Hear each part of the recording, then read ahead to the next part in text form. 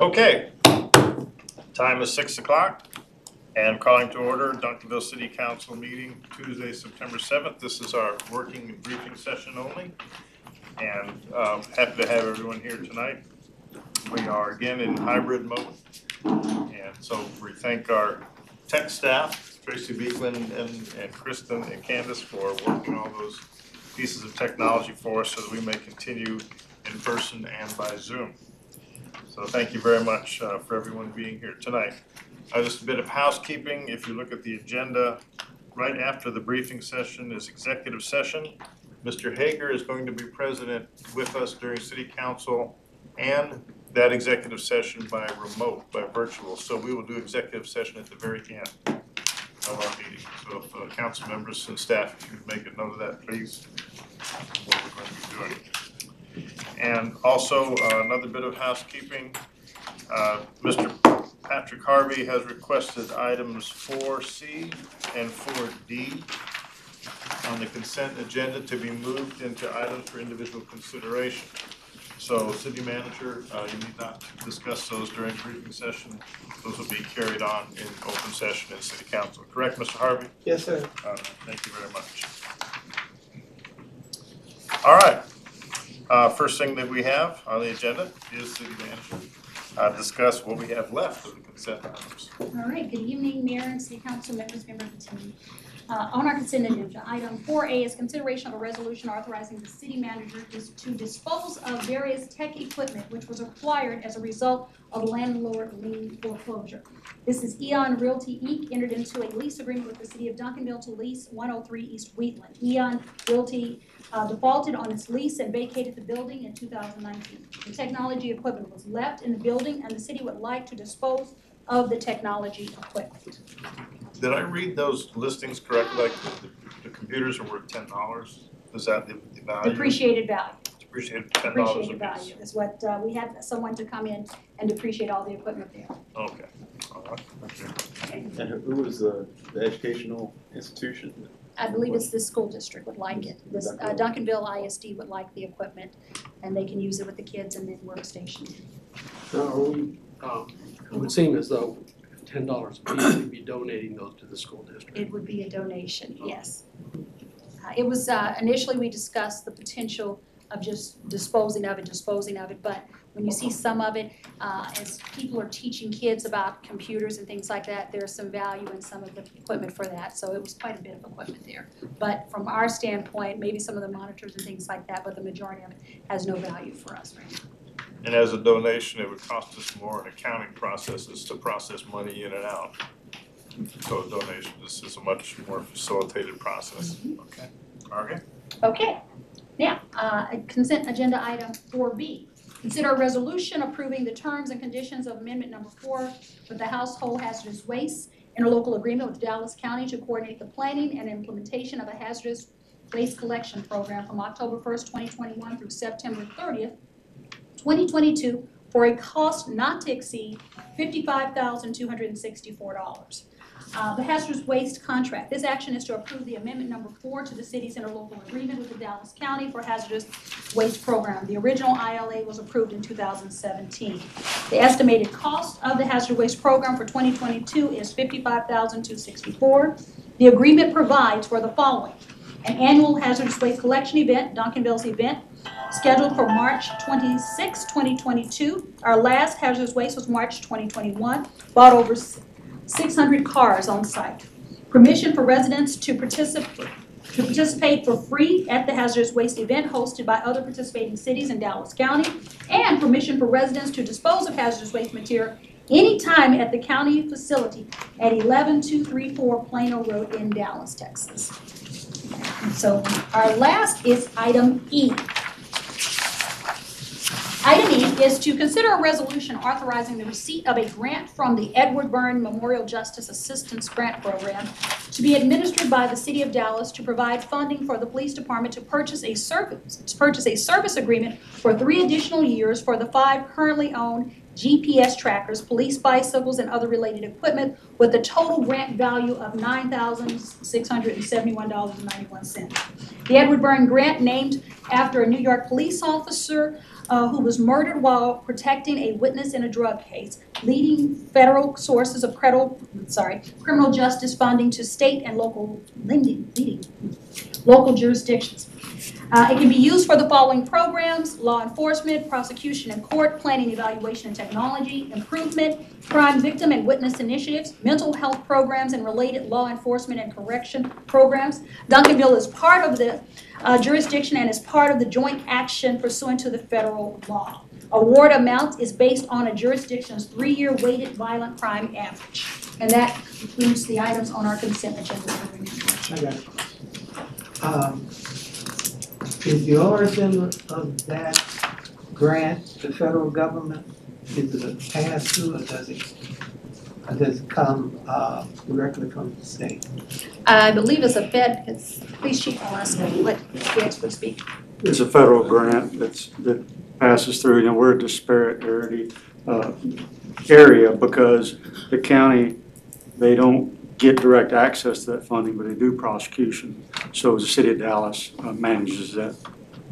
We work through Dallas to get that. Oh, so it comes through the city of Dallas? Yeah, because we're a disparate area. So does someone here had to request, who requested the grant? The police department? Our police department requests several grants, but I believe it's an ongoing grant. If you wanna. Yes, sir. We typically get that grant annually. Okay. Can't count on it, but it's usually about that amount that we get. Good. Thank you for mentioning that. No grants. Yes. Yes, sir. Okay, thank you No very much. matching. Yeah. All right, moving on to item number 2 on our work session, briefing session. First one is item 2A, discuss the annual city council calendar. City Secretary Downs. All right, brought to you the October City Council calendar because usually we cancel the first meeting in October due to National Night Out, and also majority of council will be traveling to TML. So I wanted to just double check that it was okay if we go ahead and cancel the October 5th City Council meeting. Yes. Okay, and then next on it is November for the city council retreat. After getting everybody's vacations and when they'll be out of town, it looks like we can do the November 11th, 12th, and 13th for a city council retreat. Is that okay with everybody? And would you like us to schedule that? I will not be available on the 36th. That's November. I'm sorry, never mind. Disregard. Yes. I'm thinking October. Alrighty, that's all I have. Yes, sir? So, this really goes to more, but at some point in time, we need to have your evaluation scheduled as well.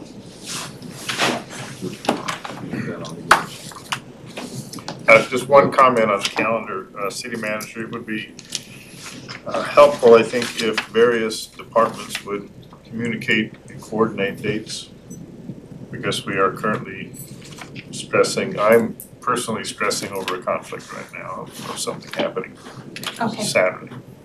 And it seems as like the right hand doesn't know what the left hand's doing. This Saturday? And so things are being scheduled, maybe departments aren't communicating across everything, so if Got it. Yeah, we'll work on it. you work on that, I appreciate Yes. it. Okay. Item 2B, discussion of the outstanding bond debt for Duncanville. She's behind you. Over there, right there. What is that for? Yes, good evening, Mayor, council members, and members of the audience. By the way, let me, I worked through the packet, and this is like much more than I ever anticipated seeing. So probably, unless everybody wants to go through all the amortization schedules and all the processes, if you look through the packet, an incredible amount of data has been provided to us when I asked a simple question. I didn't really look for this kind of data coming forward. I do appreciate it, but in the interest of time, maybe we can keep it at the 30,000 foot level. If anybody wants to dive, we can. Okay, or Okay. take it up, individually with city manager. Okay. It's Go ahead. great. When I do presentations, I try to give you the information so that in case you have any other question, you come back and you find it in this packet. But this is just an overview of the City of Duncanville's debt and how we're structured.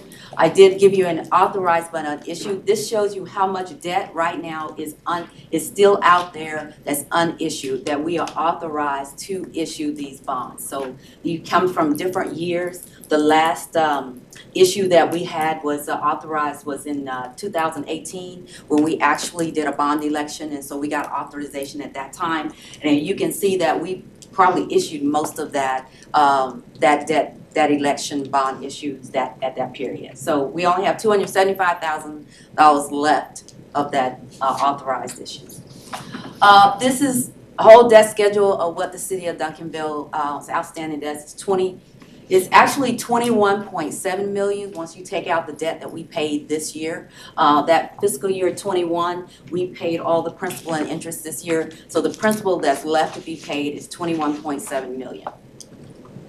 The schedules, I have included the detailed schedules in your package. I won't go over those. You have those in your package if you go over. But the outstanding debt issues are 2019, 2016 GO refunding, and the 2016 A refunding is already paid off. We paid that off in February of this year.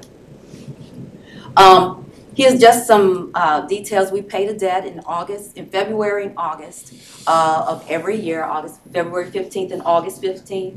Like I told you before, it's 21.7 million.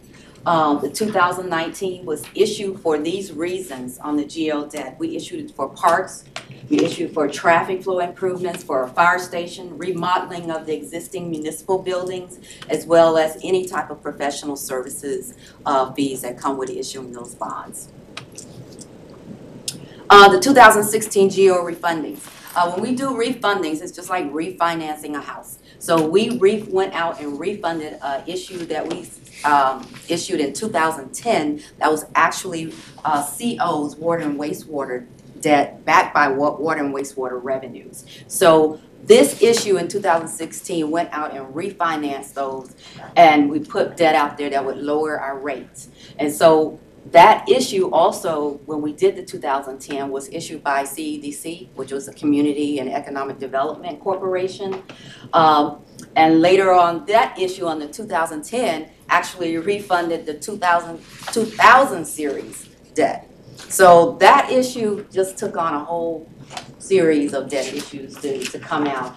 That facility that we did issue is for Duncanville Fieldhouse. Okay, and the debt is currently maturing in 2025. That is February 2025.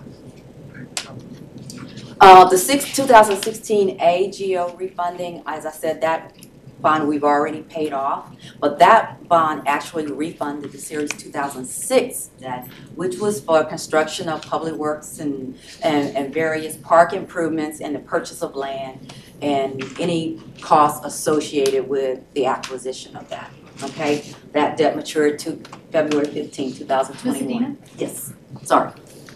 So how much in principal and interest will be available to roll over for other purposes as a result of paying off that bond issue? Just throw a number at me. How much principal and interest is available? You mean how much did we save from that? Yeah, how much, since we paid those bonds off, then how much is available to be rolled over to other So purposes? in your package, there is a detailed schedule on that. I took it from the 2016. I also did on the debt issuance that it issued. I have to go back and look at how much it actually took out the market. But the schedule is in Yes, but the schedule is in your package, okay? That's supposed to say I give too much, but, oh, I'm sorry. That's it. That's it. Back up. Thank You're giving somebody else's presentation, huh? Back up, just leave it on, thank you. There you go. We'll punch it fast, Alex. Let Alex. She's got it. She's got it. All right, So this is just a summary of the past bond issuance, just to put it in one little sheet, so you can see what happened with these bond issuances, and we paid off the debt, what it was for, how it was for, what it took care of, so if you want to go back and look at it. But a lot of these issuances are gone right now, and so this is just a capsulation of a summary of all that was happened. Okay, Very good, thank you. that's it. Appreciate it. Yeah.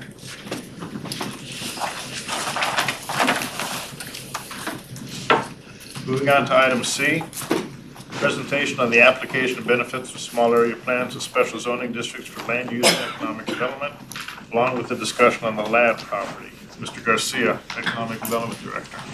Thank you, Mayor. Gus Garcia with Economic Development. Accompanying me is Sky Thibodeau, the city planner, and of course, I want to introduce Clay Manzel. I think he was introduced by the city manager when he was first brought on. He is our new Economic Development Manager. So we have broken out this. You're the Economic Development Man. I'm the Director of Economic Development. He's the Economic Development Manager. Okay, I got it. So anyway. Okay. We can talk later about that one. A lot of chiefs. Good afternoon, or good evening. So a number of issues came up regarding the land use and economic development. If you recall, back in May, the council had directed staff to come up with what we could do with the various properties that are owned by the city. The lab property happens to be one of them. But in addition to that, we've had some circumstances affecting several opportunity areas that are identified in our comprehensive plan. So we had questions regarding what would we do with the Main Street District or opportunity areas that have been identified in the Main Street Plan. But we also have the lab property. So what we did is we prepared a presentation for you today that's two parts. One dealing with special area plans and some of the tools available to this council and how we can utilize them. And so we'll be discussing the Main Street District, downtown districts, and some of the opportunity areas within the city. And the second part will be on the lab property. So after you have listened to Clay Manzel on special area plans and of course our city planner on some of the tools available regarding the downtown district and the Main Street District and our opportunity areas, we'll be able to apply those to the lab property after we have some discussion on the granting and restrictions, et cetera, on the lab property. These are two main areas of interest. And so we felt that the two would go hand in hand. So Mr. Clay Manzel, who's our Economic Development Manager, will discuss the special area plans. Our city planner, Sky Thibodeau, will discuss the overlay district and special district and planning and tools available to the council and what they can do for future planning. And then I'll finish off with the discussion on the lab property. So at this point, I'll hand it over to Mr. Manzel. Thank you, Mr. Garcia.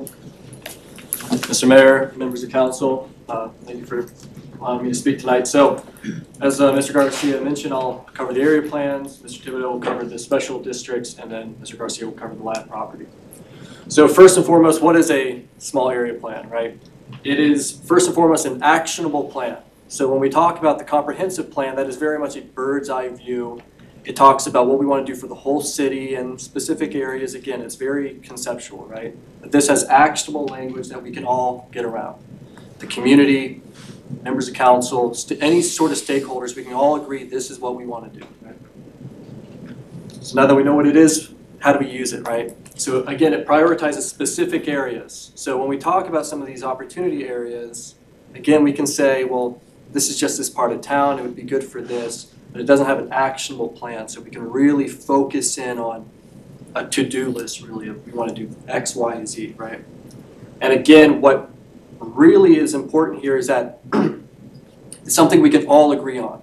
It really gives us all as a community and as the stakeholders, the staff, but particularly the elected officials, it gives us as staff an actionable plan, right, that we can all agree on.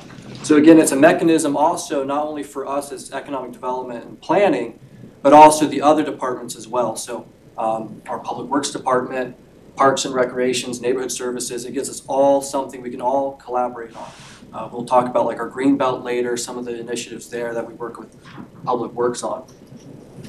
So again, how does this fit into the comprehensive plan? We've had the comprehensive plan, I believe it was 2017, somewhere around there, about 5-6 years ago. Again, that's more bird's eye view. An action plan, or a comprehensive plan, does not mandate action plans. It doesn't necessarily provide one for either, so it doesn't force us to do anything. However, again, it just says, you know, this area might be good for redevelopment. Well, what kind of redevelopment, right? So again, an action plan gives us a very specific actionable plan. It doesn't mandate it, it recommends it. Of course, we would need council approval on that specific plan to execute it. And so again, this can assist us in achieving development goals by creating a detailed, actionable plan that we can all agree on.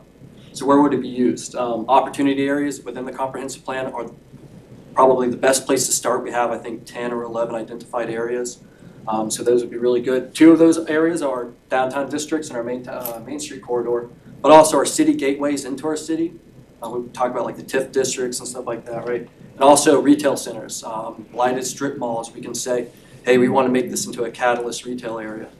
And so those are some really good places to start. I've highlighted 4 for us tonight. The Highway 67, the 2 triangles would be great along 67, and the lab property, of course, which we'll talk about later, which is Opportunity Area 8. This is Opportunity Area 1.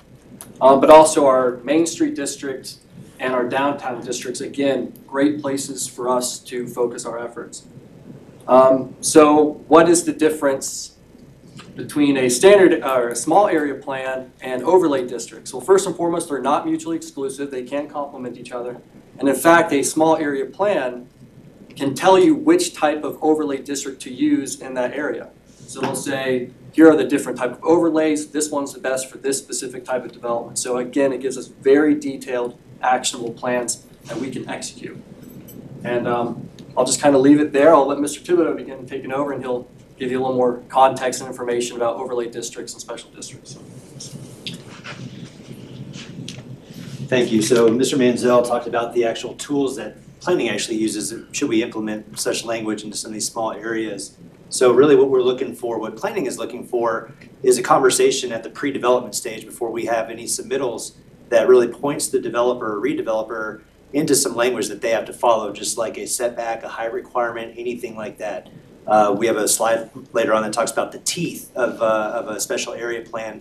Your special districts and your overlay districts actually provide that teeth that we can actually provide the developer, redeveloper an expectation of technical requirements to follow. So the downtown Duncanville district is a type of special district. As we all know, it's utilized on form-based code where the buildings are closer to the street. Parking is more oriented in the rear most times, or it's shared in a public kind of forum. It contains other specialized performance standards, different height requirements, different gifts to the street, that kind of thing. Planned development districts, we utilize that in a case that a developer cannot meet the base zoning district. So for example, if somebody comes into the local office retail district and they can't meet the area yard bulk requirements, they introduce a new type of use that is not otherwise permitted in that district, then we go the PD route. So we typically adopt these with custom standards, a different height requirement, different setback, that kind of thing. And sometimes they contain more qualitative conditions. An example of that would be to adopt conceptual plans. And when the more technical plans come in, when the civil engineering plans come in or the building plans come in, we make sure they follow the spirit and intent that was adopted with that concept plan.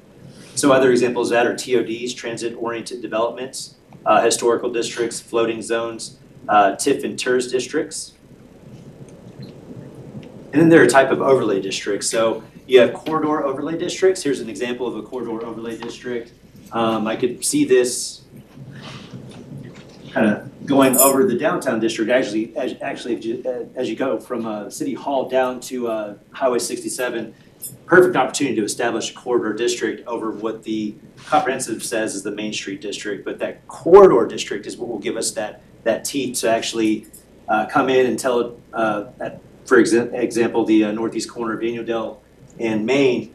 It'll give more technical requirements for that developer to follow. Other example of overlay districts are residential overlay districts, commercial overlay districts, design overlay districts, airport overlay districts, greenbelt overlay districts. And an important thing to note, it's really how you write it. So special districts and overlay districts can be one and the same. An example is a TIF district that's established within an existing overlay district. That might be one part of an overall corridor overlay.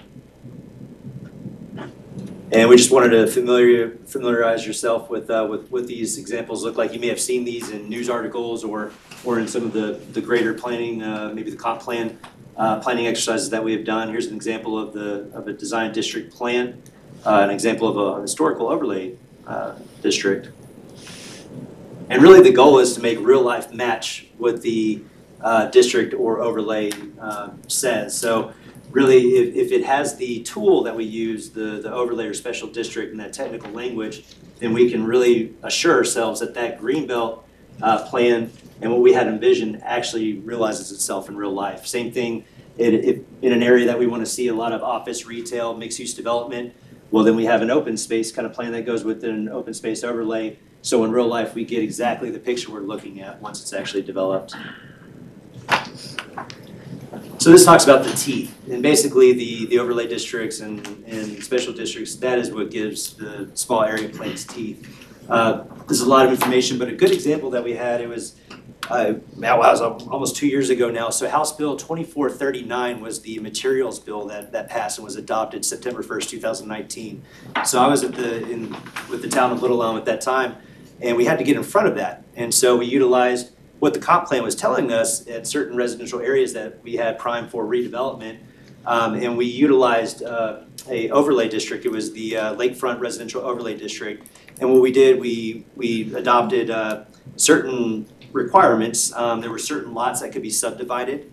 So if you were to propose to subdivide within this district, well, then you go through a review and approval committee, and that actually gave us the teeth to really capture intended design and get around the House bill, that kind of stripped the cities and towns their ability to really, make sure that the homes were constructed and looked in a certain manner. What we did was we established a review and approval committee, and that consisted of the mayor was the council liaison, staff, myself, also the economic development director was a member of the committee as well. So once they submitted their plans, they would go through that review committee, and that was by the special district. It was written in, and once the developer came in and they wanted to redevelop a certain lot, they had to follow that process.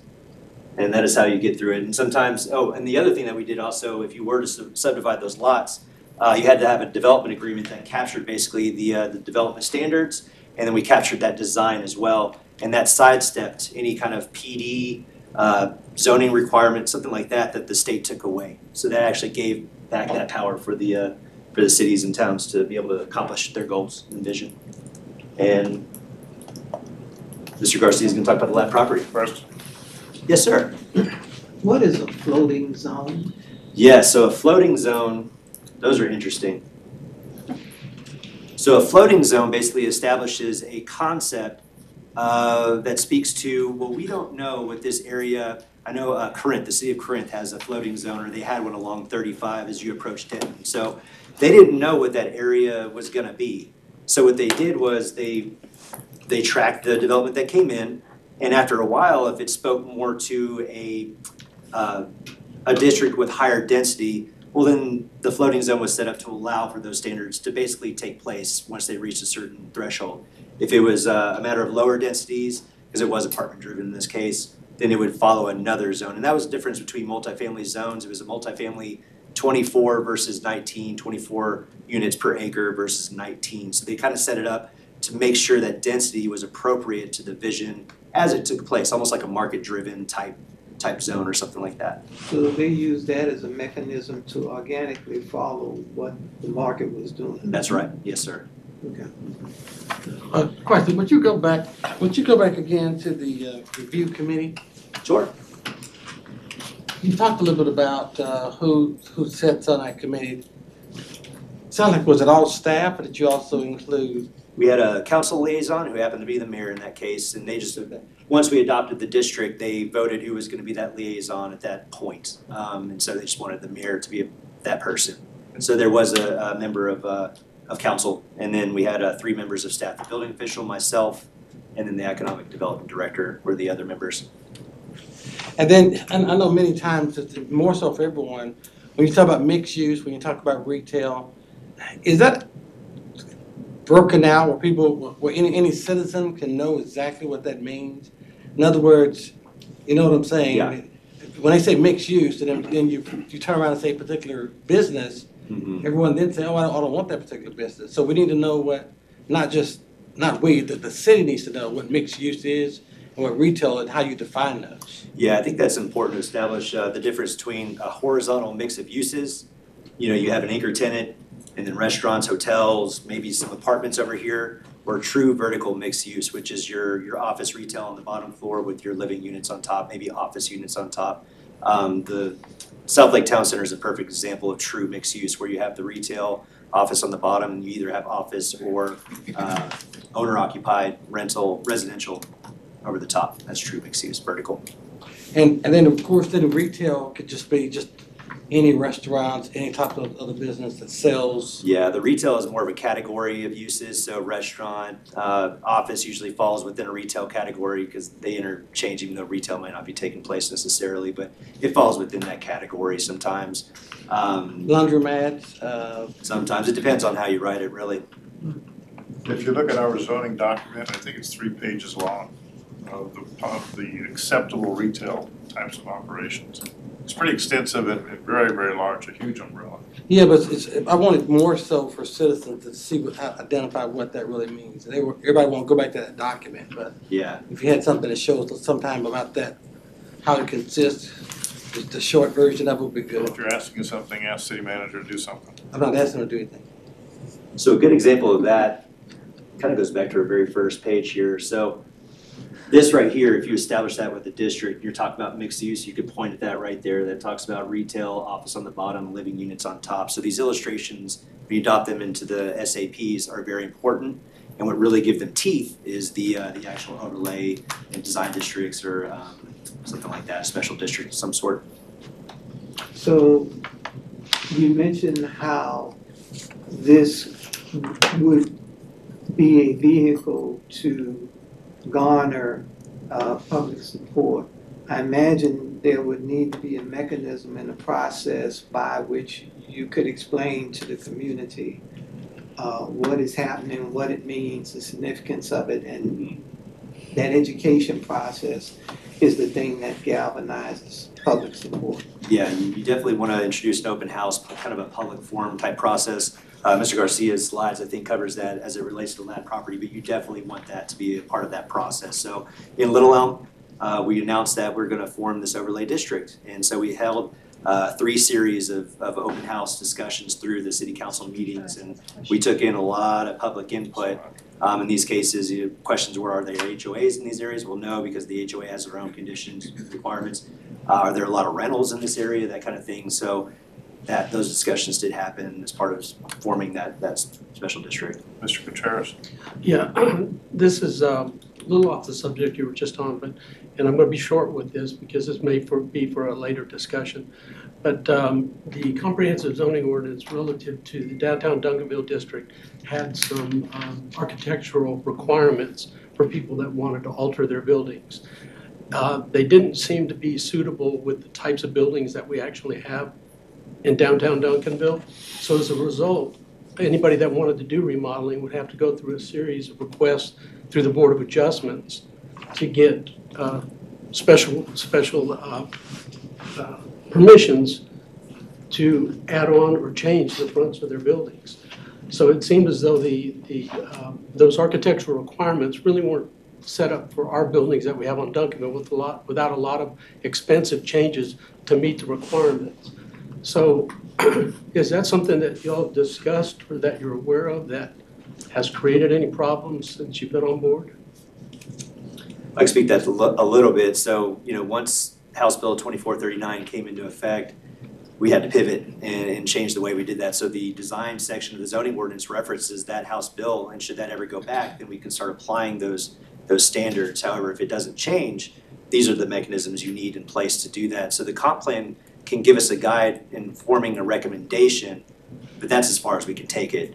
Your actual districts, your overlay districts, your special districts are the things that establish standards that need to be met by the developer for that particular case, that particular property. If I can speak to that as well. So this is where the town hall meetings come into play, and there's really a meeting of the minds between the community, the council, and the developers that would be developing on that property. This is your opportunity to say, we can drill down, as Mr. Manziel mentioned, an actionable plan. But there would be a series of meetings to discuss what exactly does the council want, and these are some of the tools that they utilize for it. With regard to the issues that might come up, certainly there could be provisions within the document that allows for things to come back and make minor adjustments to it, subject to council approval. Ultimately, council would have the authority to make those decisions. But in speaking to a small area plan, this is something where you really drill down and say, I want this type of facade, this type of glazing on the windows, a certain percentage, certain building materials, architectural design, and what this does is it ensures the longevity and the values of the property in future years and years to come. So developers feel comfortable making that investment, and the city feels comfortable with the investment that's being made. And ultimately, the community is happy because what their expectations are met based on everything that's been determined So it sounds pre-development. like this will offer more flexibility. That's correct. Okay, thank you. So I think what I'm hearing then is, so this was a great start to us, but this is the second leg of this. Yeah, and if you read on each opportunity area, it does specify that a small area plan should be adopted for each individual area, depending on what the council wants to do. So this is just the next step, correct? Okay, and that's the stuff we've been missing so far, and that's what you're coming with to us now to prepare for this next step. Correct. Thank you. So I'm going to ask city manager to do something that Mr. Cook's alluded to, and to prepare some easy language for our citizens to understand what we're talking about here. And be able to find it easily on our website as well, because we do know that there is some interest. And so if y'all take care of that at some point in the future, I'd appreciate it. Yes, sir. HB 2439, this is off topic, so if we could get an update on that as well, What please. that means to us based on after, well, and I think we talked about it before it came, I remember watching a video where we talked about it, but we'll put it online for people to understand because it was. Well, it was intended that the 87th legislature would repeal 2439, and I don't believe it happened. I don't think it did. So it's a huge impact on what we do. So at some later point. We will take care of that, absolutely. Yeah. And we'll make sure, one of the things that and part of the reason to council, and Mr. Kuntz asked for this, and I'm not sure if we've addressed some of it, but part of it is, as we start to develop our new website, is looking at different tools so that we can provide basic information to educate people on what we're talking about. A lot of the words are high level, but we want to make it as simple as possible. But as we start to get in, as I think someone asked, when we get people who come in for retail and it just says retail, and we're like, well, it's just retail, but it may not be the desirable.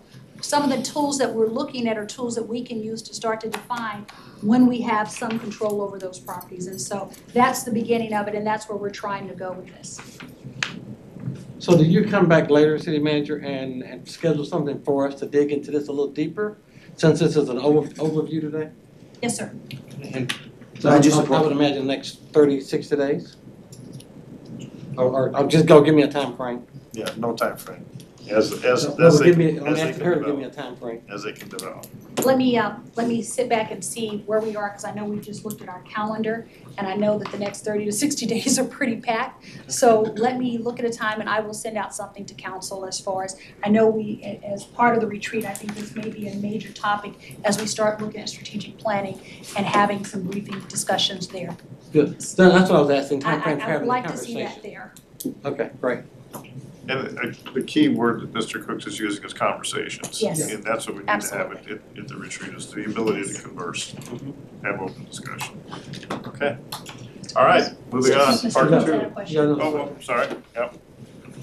This for city planner still, since we're still on the first part of the presentation. And first of all, I want to thank y'all for putting this together, because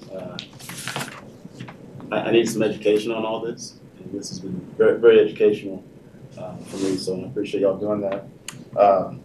So with how much, and we talk about putting together a small area plan. So budget-wise, what does that look like, or how much?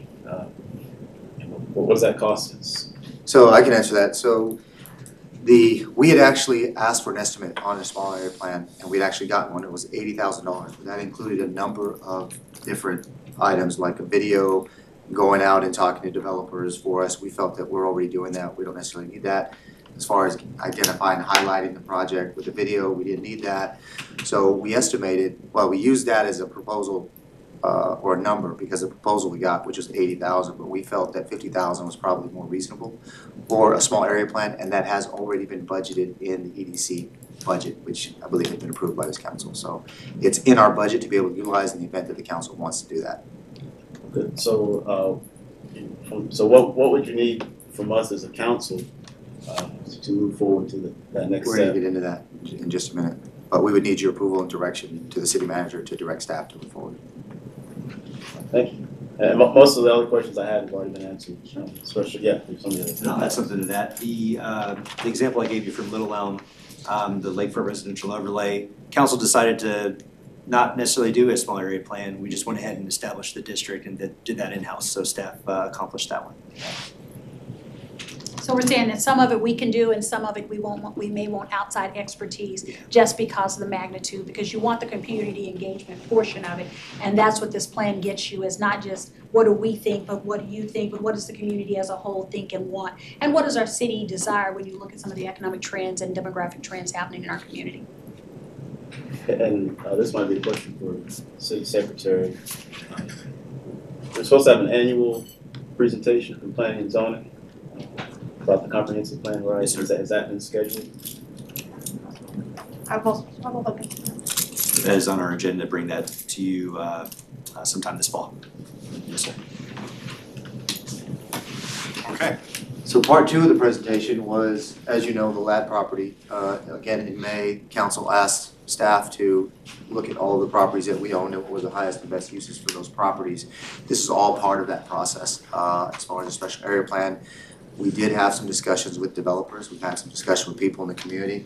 As you know, this property made the agenda for EDC when that took place. We talked to our board on the economic development, our community, Duncanville Community Economic Development Corporation, and some of those things have come up. So we have been discussing this particular property. The property in question is located on Daniel and Santa Fe Trail. You're probably aware of it. It is it's identified as the LAD property. It's approximately 42 acres, 0.419 acres. And right now, that property is valued at $534,330 at the appraisal district. Now, back in 2019, the city did issue an RFP to developers to look at what the possibility was for developing it. And at that time, we did not receive any proposals from outside development, so it wasn't developed. Back in May, the council had instructed staff to go back and look and see what the highest and best uses are, as I mentioned a minute ago. So we do own some of the surrounding properties, as you can see in this area right now.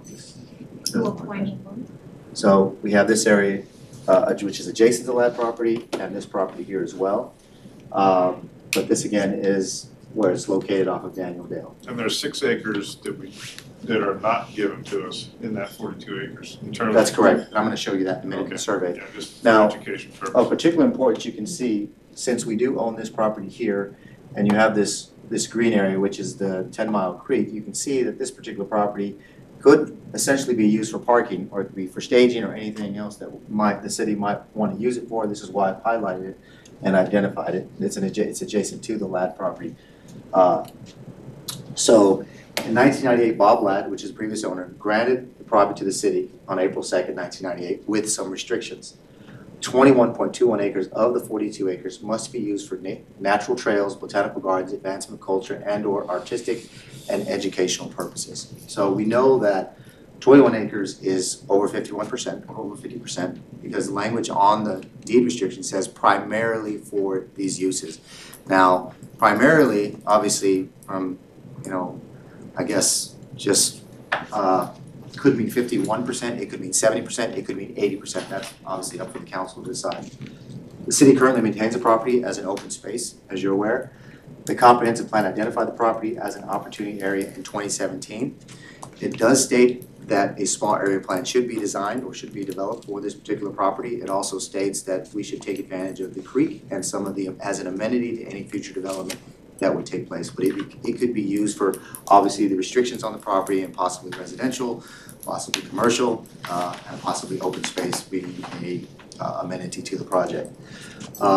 Again, the city advertised for the RFP in May of 2019, and as I mentioned, nothing came back. In June of 2021, council instructed city manager to instruct staff to identify highest and best uses for all of the city property. This happened to be one of them. Yes, sir. Could you explain what an RFP is? Oh, request for proposal. So we sent out requests for proposals to the development community. We advertised as required, expecting developers to come back and see if they would be able to develop it. There were zero. There was zero responses. That's correct. Obviously, you weren't here for that. I was not. Any speculation as to why? No response. No, I couldn't tell you why. There is a major gas line that runs underneath it, which precludes a lot of work in terms of developing that property. And some of the feedback that we got at that time was, you got 42 acres and you're telling me I can't build on 50% of it. And so developers were looking at the 42 acres as an opportunity area, but setting aside that 50% just wasn't, they weren't happy about that, was some of the feedback that we got. Just quickly, is any of that property in a floodplain? I'm going to address that, yes, sir. Yeah, so that's another piece. So this is the deed of gift, and of course you can read the restrictions, and you can see where it says it's being granted to the city in April of 1998. So the restrictions here on the deed specifically say that the subject property above described shall be used primarily for purposes related to the promotion or advancement of cultural, artistic, or educational objectives. Such uses may include libraries, museums, conference centers, or similar educational facilities, interactive learning centers, theaters for live performing arts, indoor ice rink, botanical gardens, and nature trails. That subject property above described shall be named or identified through signage or other appropriate display using or incorporating the words Charles Ladd or Charles F. Ladd. So these are the restrictions identified with the property, and they do pass on to any future developer. So if a future developer come in, they'd have to follow these same restrictions. Is there a time where any of that language might expire on the deed? No, there's not. So it remains with the property. In fact, it specifically states it will remain with the property in any future purchases.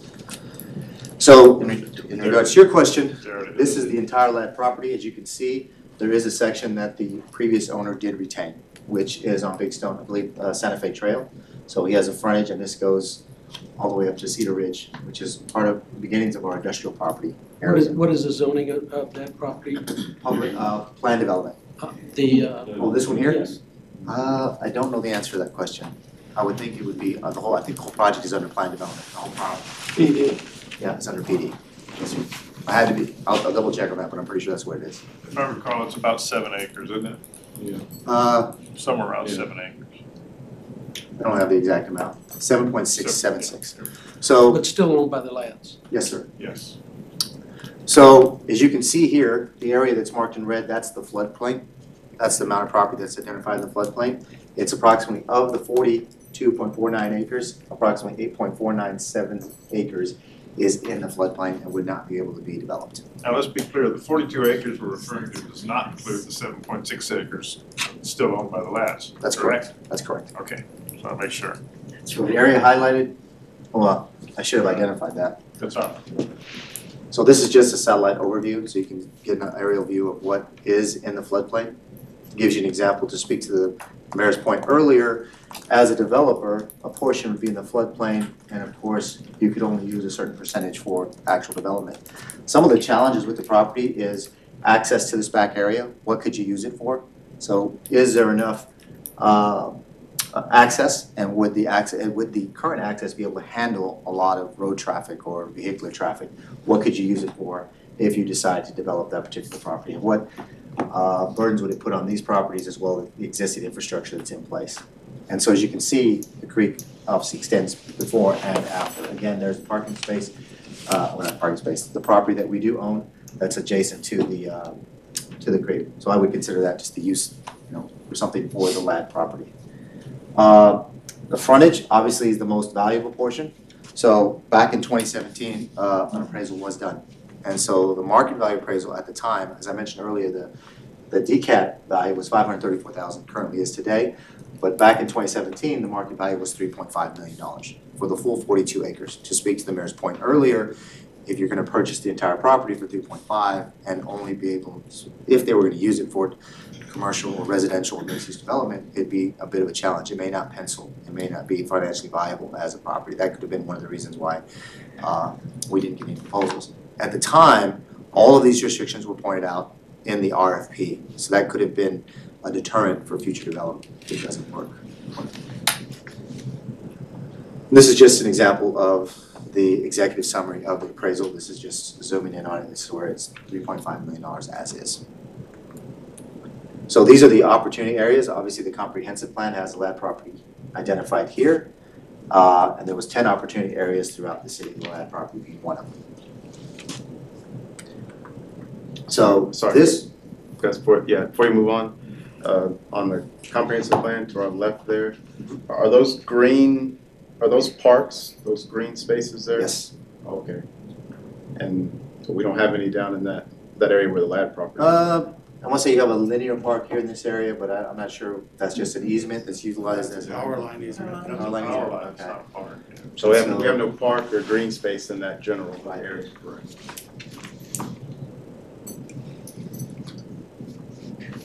It's a good point. So this was a land property master plan that was identified that I found in the file. So as you can see here, this was just a rendering that I'm not sure who did it at the time. It was the Talon Development Corporation, I guess. And so they tried to do a rendering or a potential land use plan where they identified several different parcels of land. I just put this as an illustration to give you an idea. If it were to be developed, residential, commercial, these are some of the spaces that would be available. As you can see, there would be no use in here. There's nothing really being developed along this flood zone area, but this would be potential.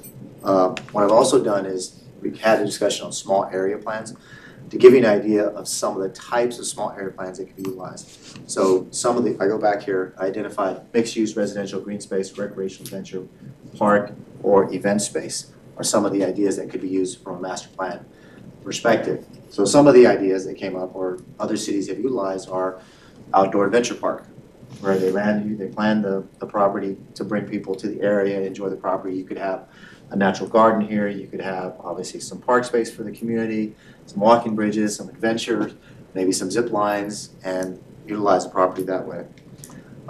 There's area plans, various examples of retail, multifamily, and green space. This could obviously be an area plan for the site as well. Retail with event space and sports fields could be utilized.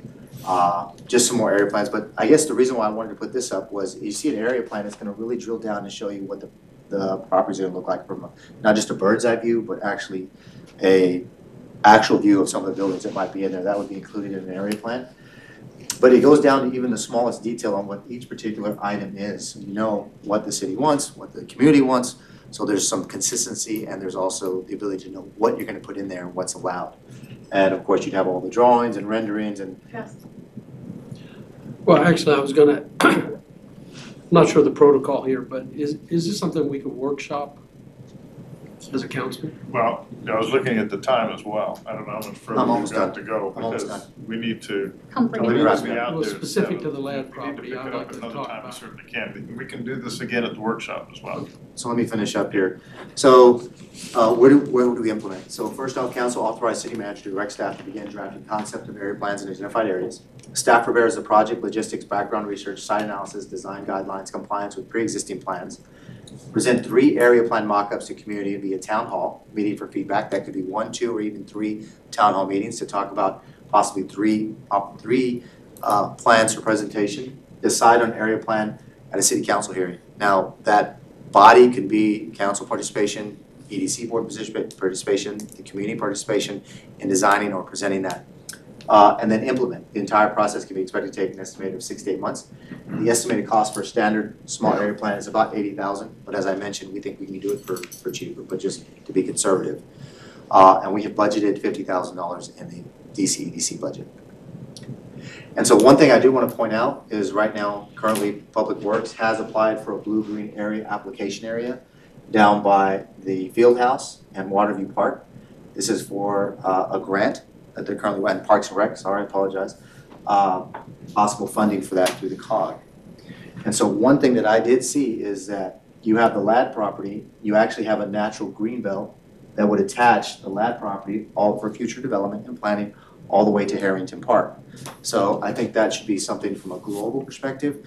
If the LAD property were to be utilized, you'd want to look at that from a larger global, higher viewpoint and identify, do you eventually want to create some sort of linear element for a natural greenbelt through the city for the 20, 30-year plan? And what would you do and how would you utilize it to be able to connect Harrington Park to the LAD property and create walking trails, et cetera, but you want to draw people to this community, to the park. So with that, I'll end the presentation. I appreciate that last slide that you showed us, and you kind of explained that, because a lot of things where we just approach a project and just look at just that project and not really think about how it's integrated into a larger plan. I mean, just looking at that right there, what you just showed me, everything that's along there, even the main street in Daniel, that's kind of in that area. I know the field house is in that, falls along that. And so, when we do something like this, everything that we're planning, making sure that it all goes together, doesn't conflict with other things that we're doing. And again, I just wanted to thank you for putting all this together, because this is I'd like a copy of these slides as well, because it's been very, very educational and really exactly what I was hoping to hear. So thank you very much. Thank you.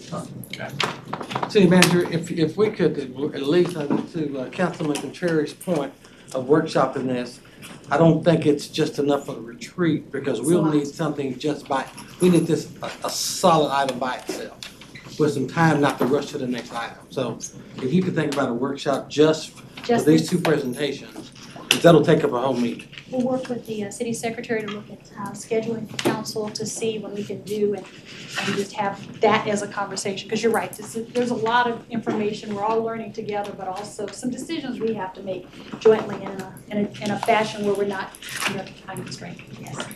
And to Mr. Kuntz's point as well, I think we all understand that this is the most valuable piece of property we've got in the city. And to date, we've been unable to develop it for decades and decades and decades. So the challenge is before us, it's huge. So what we can discover in terms of education from Mr. Garcia and staff, I think is going to be very valuable to us in terms of how we, look at this. The timeline and the time involved for them to put this together is probably going to be some significant time, but I know that at some point it'll come to us in a very timely fashion. It's going to be replete with a lot of information and probably ask more questions. It'll probably bring up more questions than we have answers to, because we just happen to be a curious council, unfortunately, and some of the things that we do. And that's the reason I was asking for a continuous conversation. I know you're not going to get it, but I didn't want it to be too far down the line that I'm asking the city secretary to poll everyone to see when they would be available for a follow-up workshop on the site. All right, thank you. Okay, we are 3 minutes away from convening city council and council chambers. Members, if you would please make your way out there as quickly as possible.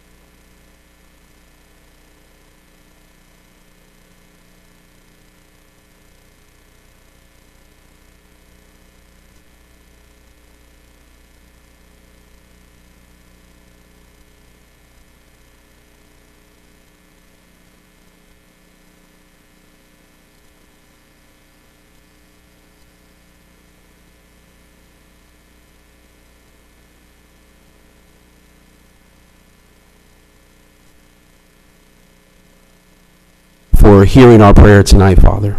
And I ask that you would protect and cover all the men and women that serve in our law enforcement and fire departments and medical professionals, God. Lord, I thank you for our mayor and all the city officials here in this council. And I'm asking here that you would give them wisdom as they proceed to govern, Lord, this wonderful community, God. I pray that you would give them the confidence to do what is good and pleasing to you, God. Lord, I thank you that you're going to give them the ability to work together in unity, Lord. And Lord, I ask that you would cover and protect and meet the needs in the lives of every council member here, Lord, personally, in their families' lives, God. And I pray for the agenda that is set before them tonight. I pray that your spirit would guide and lead them as they make decisions that affect this wonderful city. And Father, we seal this and we commit this in your hands, Father, in the mighty, wonderful, matchless name of Jesus. Amen.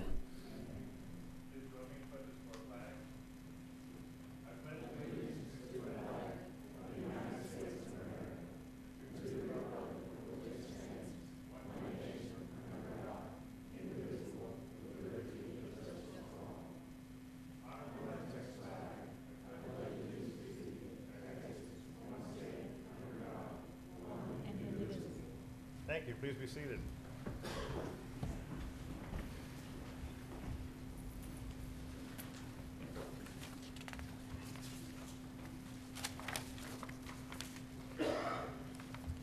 Moving on to our agenda item number 1. The first thing that we have are reports, and the first one we have is the mayor's report. And what I would like to do, first of all, is ask permission from city manager, if I may, to recognize one of your staff. Absolutely. Thank you, sir. City manager, thank you for that permission. I would like to give special recognition, a shout out, as it's now called, I guess, to Alex. Alex Hamby. You as citizens see his handiwork on a weekly basis. You see his handiwork on the marquee.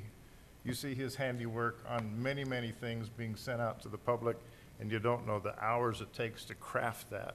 He is truly an author in his own right of what he does, and I thank you, Alex, on behalf of the entire City Council. You do a great job. Thank you for doing that.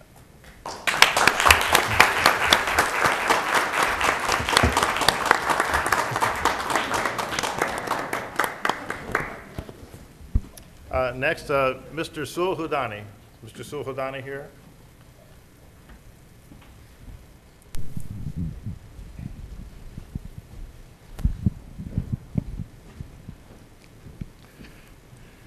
Good evening, sir. Good evening. Come stand with me here. If you've been around for any amount of time, you know that one of the things that I initiated was a program called Champions of the City. Our moniker for the city of Duncanville is the City of Champions, and that goes back into mostly athletics. However, champions of the city are people in education, people in the arts, people in business, people in theater, people in media, and also people in retail. And one of the individuals in our city that I want to honor tonight as a champion of our city is Mr. Sulhudani. Mr. Hudani, you've probably contributed to his retirement, not knowing it, is the owner of Popeyes on Camp Wisdom. And the reason that I have chosen him to be honored as a champion of the city, I would like to read what I have crafted in recognition for Mr. Hudani.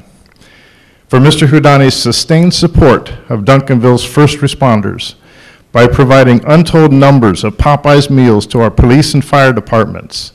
He does so not only in times of emergency, but also simply for demonstrating his thankfulness for what our law enforcement officers, firefighters, emergency medical technicians, and paramedics do daily. His investment in our first responders equates to an invaluable investment into our city and its citizens as well. For his selfless contributions of time and food, Mr. Hudani is hereby recognized as a champion of the city.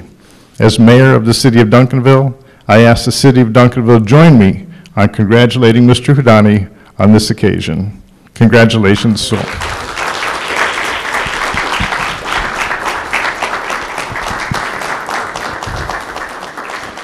And along with this goes a medallion for the city of Duncanville. So there you go. And I think Alex is going to want a photo, and then I'm going to ask you to say a few words, if you don't mind. Wait a minute.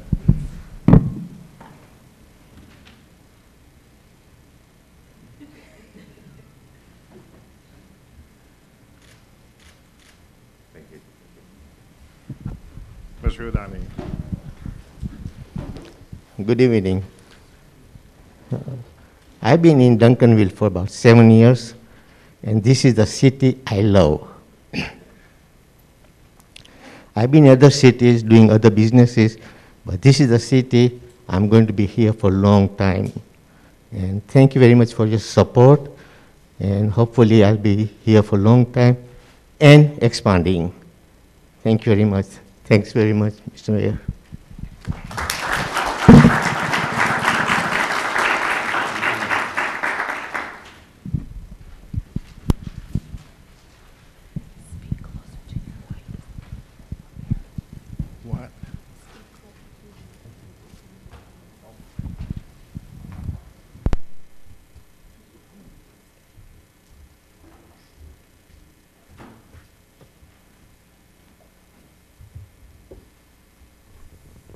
Okay, that includes the mayor's report and the city council members' reports. Mr. Harvey. Thank you, Mayor. Continuing on the complementary theme that we have embarked on in this council meeting to this point, I would like to take an opportunity to acknowledge the outstanding effort of City Manager Aretha Farrell Benavides, Assistant City Manager Robert Brown, Finance Director Adina Atmore, Jennifer Ote, almost had a senior moment there, and all of the department directors and the entire staff for their work in crafting this budget, which this council adopted last week. The reason why I emphasize that is because I cannot honestly remember being a member of a council that passed a budget before September. And then when you also factor in the fact that we had personnel transitions and learning curves and all of those things that were going on, this group was able to give us a wonderful budget document, which had a lot of things in it, including a decrease in the tax rate, as well as other things which I don't have time to go down the list to mention, but it was a wonderful budget. So I want to acknowledge the individuals that I mentioned and all of the staff, everyone involved, for putting together an amazing budget in record time. Thank you. I think we all echo that too, Mr. Harvey. Thank you. Mr. Cooks. Yes. Good evening. I wanted to mention again that for those that was driving around the city this weekend, we had Bike Around Duncanville, and it was a great, successful event. In line with the mayor and Mayor Pro Tem Harvey, I have to stop and pause to thank Bart Stevenson and the Public Works Department who made that double bike riders around our city a fabulous success. So Bart Stevenson and your team, as well as Public Works and your team, thank you very much. We had over 60 bikers. We had the parking lot filled with wellness vendors. It was the partnerships like this that we appreciate. The city of Duncanville, the Duncanville ISD, and business owners that made that possible.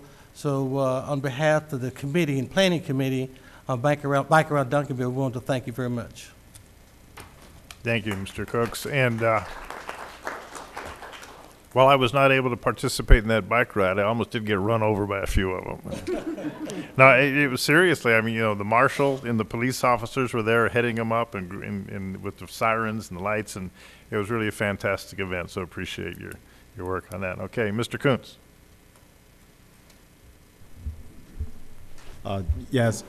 So yeah, so as far as the bike ride, I just wanted to thank Mark Cooks actually did an exceptional job and put a lot of work into that. So Mark, we really do appreciate the work and effort you put into that, and the support that we had from, again, city staff and the police that were there, and Parks and Rec and Bart was just exceptional. And so we look forward to growing that event and making it something bigger and bigger every year, and making it something that's an attraction for Duncanville. And while we're thanking people, also I want to thank Police Chief Lavigny and Doug Sis for accommodating me last week. I spent about 12 hours in a police car in the front seat. Yeah, and you know, they let me ride around and do a ride along with one of the officers, and I really got to see a lot of things that most of us never really get to see. And you know, they're our front line for public safety in the city. And you know, there was just a lot of realities and problems that I saw that I never would have even thought about. And so again, I just appreciate that opportunity. And you know, we need to make sure that we're always thanking our police officers and you know, those who are in public service, because they're doing a great work for us. And we need to make sure that we support them every opportunity that we get. So thank you. Thank you, Mr. Kuntz. Seeing no others, thank you. City Manager's report. Good evening, Mayor, Council. In honor of Hispanic Heritage Month, the Parks and Recreation Department will be hosting a free concert in the park featuring, oh, I can't do this one, Lost Tex-Maniacs on Saturday, September 11th, starting at 6 p.m. at Armstrong Park Amphitheater. Food vendors will be on hand, as well as bring your family out and friends for a beautiful night of fun. Also, just as I have to say that as city manager, I've had a privilege of working with a team of people who have really given their all. And as you've seen from the reports, many of our folks are brand new and coming in, but they're truly committing to the community and also committing to the task of helping to make Duncanville even better. So thank you to our team, thank you to the community for all your feedback, and the council for your support in helping us to keep pushing forward. Thank you. Thank you, City Manager. Okay, moving on to item number 2, proclamations and presentations. Item 2A, recognition of Keep Duncanville Beautiful Fall 2021 Curb Appeal Residential Properties. Presenting Mr. Timothy Hamilton, Director of Parks, Assistant Director of Parks and Rec. Thank you. Thank you, Mayor, Council, City Manager. Do I have to push it? Oh, no, it's on. Okay. Yeah, thank you. It is my pleasure to present. Too often we might hear of some complaints about trash or litter around town, but we like to take this opportunity to highlight some individuals who are really taking a personal approach to their property here in Duncanville, the residential property. And so we have invited all of these winners to come and to be recognized here at the City Council meeting. So if you are in attendance at the end of this, if you will come down to the front, we will do photos. So I'm going to go by district here. District 1, we have Larry and Lori Hutchison, at 1107 Green Hills Road. District 2 is represented by Shara Langford at 238 Van Roe Avenue. The District 3 winner is Jose Rodriguez at 322 East Cherry Street. I love all the different varieties of textures there, especially. I wanted to call out attention on that one. District 4, Lonnie and Catherine Stillwell at 814 Delphi Drive. In District 5, we have William Shelton, 707 West Camp Wisdom Road. And so I'd like to, at this time, invite anyone who's here for the curb appeal recognition. Is there anyone in the audience? I do have a board member in the audience, Alice Arnold, who's with our Keep Duncanville Beautiful board. Thank you for your service. And so our board members go around and drive the districts and identify these exemplary properties. And so it is our pleasure to present these for recognition by council and all of our citizens. Thank you. Thank you, Mr. Hamilton, for taking the time to do this every quarter. We do really enjoy it, seeing it from our city. And for Ms. Arnold, thank you for your time. And the rest of the individuals on the board, please pass on our thanks to all of them for that. Thank you. Moving on to item number 3, citizens input. Pursuant to section 551.007 of the Texas Gov't Code, any member of the public has the opportunity to address the city council concerning any matter of public business or any posted agenda item. However, the act prohibits the city council from deliberating in issues not on the public agenda, and such non-agenda issues may be referred to city staff for research and any future action. All persons addressing are subject to council-adopted rules and limitations as permitted by law. At this time, 2-minute comments will be taken from the audience on any topic to address the council. We do have some individuals who have submitted cards to me, and we also have some input from citizens who asked me to read what they have submitted to City Secretary online. City Secretary, do we have any individuals online who are wishing to speak during citizens' comments? We do not, sir. Thank you. The first card that I have is from Kim Spurlock, 307 Tanglewood Drive. Ms. Spurlock, please state your name and address for the record. Thank you. My name is Kim Spurlock. I live at 307 Tanglewood Drive in Duncanville. I've only spoken once at a city council meeting regarding proposed bike trails near our home adjacent to Lakeside Park. More than a year ago, I began seeing posts about areas in Duncanville along 10 Mile Creek. I was somewhat familiar with the creek near Harrington Park, but not the area of the Ladland, other than by passing by it on local streets. I was curious to find out more about this and other areas along the creek. It fascinated me that we had something not only in our area, but in our city, especially with water, that was as beautiful as the photos I was seeing. Soon after, I took part in a volunteer organized trash pickup day at Ladland, wanting to do something to benefit our community. That day I was saddened to see such a beautiful place full of trash, partly due to the debris that washes down the creek from other areas. I believe there are many from Duncanville who are as unaware as I was of the beautiful area behind the trees. More recently, I understand that several people have been involved in cleanup efforts in the area. A few weeks ago, I was able to go and see firsthand the work that some Duncanville neighbors and Councilman Kuntz have done to create hiking paths around the creek. I listened to ideas for preserving this area and ways it could be used naturally. It's truly a unique place. I know there's concern about economic development in Duncanville, and that's undoubtedly important. But in my opinion, we have other areas of the city more amenable to economic development projects, and a discussion of that in conjunction with the Ladland may be like mixing oil and water. There are no other areas I'm aware of in Duncanville that would lend themselves in the same way to the treasure we have of this land. Therefore, I ask you to consider the wishes of growing numbers of citizens and the intent of Mr. Ladd himself. I ask you to seriously explore the option of designating this area as a preserve. Due to time constraints, I won't enumerate the possibilities suggested by others with more expertise than myself, but I've listed them below, and I turn those comments into the city secretary. As I understand it, this could be done with fairly minimal cost to the city and possibly qualify for outside funding with the benefits outweighing the costs. Thank you for your time. Thank you. The next individual who wishes to speak is Erica Browning. Please state your name and address for the record. Thank you. My name is Erica Browning. My address is 442 East Cherry Street. My husband and I moved to Duncanville in 2013, 8 years ago, and it wasn't until just 2 years ago that I even knew 10 Mile Creek existed and the Ladland.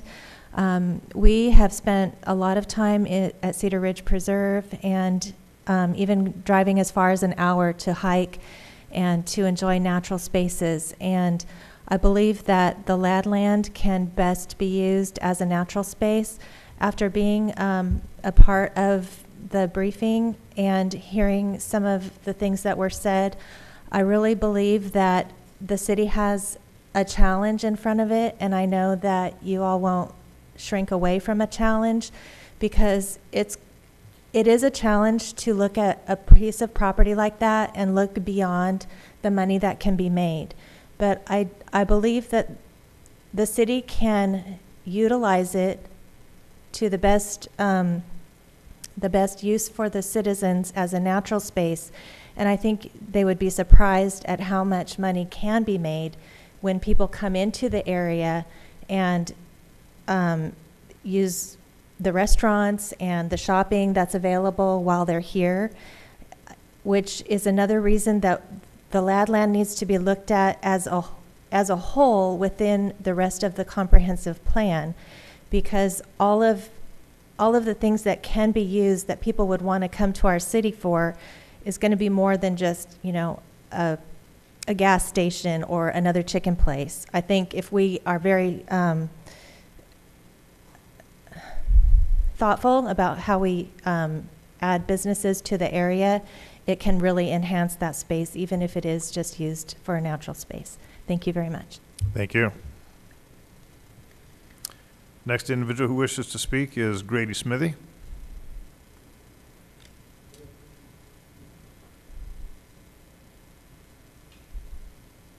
Sorry, life's more difficult for one arm.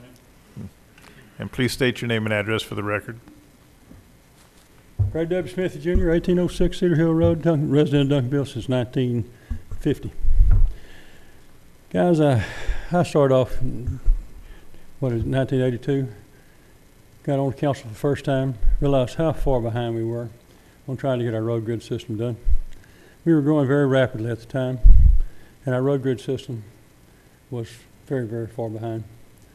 So I did my best to try to get us in a position where we could deal with that. I managed to figure out a way to get us representation on COG, the 4 cities. They selected me. I served on that for 16 years, in 2 different iterations. I brought in as much money as I could, about $82 million worth of outside money to Duncanville. We matched that with bond money. We had a 20% match. We didn't match the whole 18. Don't have a heart attack, Barry. But anyway, we did the best we could. We got one thing left. This last week, I turned 79 years old. I ain't gonna live to see this road project completed. The last one, unless you guys get on the ball with the city, of Dallas, and try to get what needs to be done over there done. And it's very simple. Since we have the right-of-way given to us by the school district, all you got to do is confirm that, and then Dallas has to pave that at no expense to us. But the only thing we have to do is buy the additional right-of-way if it's in our property. It may be in DeSoto, I don't know, between there and the top of the hill where that thing stops. If you do that, then you give that to they have to pay at no expense to the city of Duncanville. And that's the last, basic big road project we've got left in Duncanville to complete. Now, I know we got some makeovers to do, there's no question about that, because some of these roads are getting pretty old by now. But I would, with all due respect, guys, I would love to see that happen before the Lord takes me home. And that may not be too much further off, especially if I don't learn how to walk a little better around sidewalks and things like that. But at least the doves are safe for me for a while. But anyway, take a hard look at that, if you will, and see if we can't get that done. And incidentally, when you try to develop that lead property, be prepared for a firestorm on the south side. Those people always got on me every time I ever mentioned it. Good luck, Jeremy. Thank you. The next card I have is from, the handwriting is a little indistinguishable, so I'm going to say Citizen Duran. Mayor Gordon, Angelica is also going to translate for him. Oh, okay. Thank you. So you have him please state his name and address. My name is Desire Duran. My address is 114 Magnolia, West Magnolia. Y ya tengo, bueno, ya hice 20 llamadas a la policía en cuestión de mi pasado. Que yo quiero que me dejen mi pasado. I think we're going to need a little more than 2 minutes to allow for translation as well. Yeah, thank you.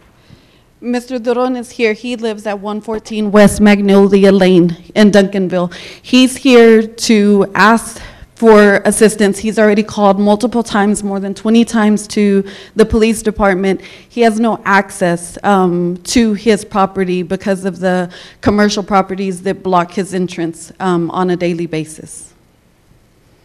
Que me hagan favor de ayudarme de que respeten la propiedad, que cada quien respete su propiedad. Yo respeto lo de ustedes y ellos lo mío. He said that he's just asking for assistance so that they can respect his entrance, respect his property that he has there, and that he has access to his property in case of emergencies. Thank you. Next individual who didn't indicate, but I'm presume wishes to speak, Mark Graham. Please state your name and address for the record, please. It's Mark Graham, 410 Santa Fe Trail. The Ladland, 23 years, is that how long it's sat there now as being part of Duncanville? Is that true? 23 years, correct? We're no closer to having anything done with that land. I mean, are we? We're just talking about it. There are citizens taking action, cleaning that land up. There are citizens that are making trails down there. There are citizens that are well aware that we have a green space that most cities would love to have that runs from the Ladland all the way down to Harrington Park. It actually goes further than that if you really look at it closely. I watched the presentation, and I was very happy to see the end of it actually addressed a green space. It's the only part I agreed with. I'm kind of a tree hugger, but this is Tree City, right? I think it's time to seriously take a look at that land as a green space. And I will offer this to anybody here. I have walked that creek from Harrington to the Ladland. Anybody that wants to go for a tour of that land, I will be more than happy to take them. I have a feeling a lot of y'all have never seen that land. Correct? As you know, we're not permitted to answer or deliberate. All right. Thank you all. Thank you, sir.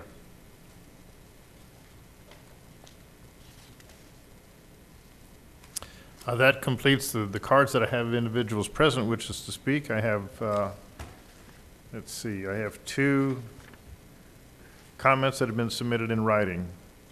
The first one I have is from Jennifer Cole. Jennifer does not indicate her address.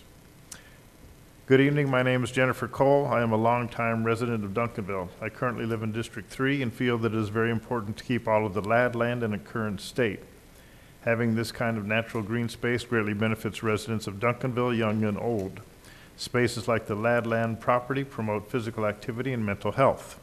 Access to this kind of nature greatly benefits children, improving motor skills, muscle strength, builds greater self-awareness, and promotes creativity and play.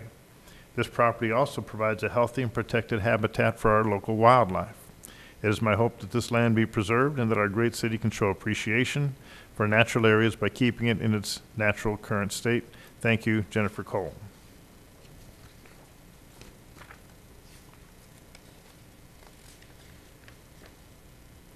The final citizen comment I have to be read is from Patricia Ebert, 115 South Greenstone Lane, 75116. City Secretary Downs, please have the mayor or his designate read my public comment. Motor vehicle break-ins and motor vehicle thefts were down last week. 1 motor vehicle break-in and 4 motor vehicle thefts for the week of 0830 to 0905. Parens, crime mapping chart attached, closed parens out of a total of 24 reports in 7 days. I thank the patrol officers for their diligent patrolling. I heartily thank our citizens for being more vigilant and more regularly alerting neighbors. Yes, I have been helping several citizens find crime mapping on the city website. For about a year, crime mapping was on the left panel of the city homepage, but a few weeks ago that link disappeared. Now you search the site for crime mapping and then click the link to see the police reports. Bookmark that link. That crime mapping link back on the city homepage would be so much more convenient. Special thanks to the patrol officers for handling a deadly conduct report on 0905 and a compelling prostitution report on 0902. Again, Patricia Ebert, 115 South Greenstone Lane.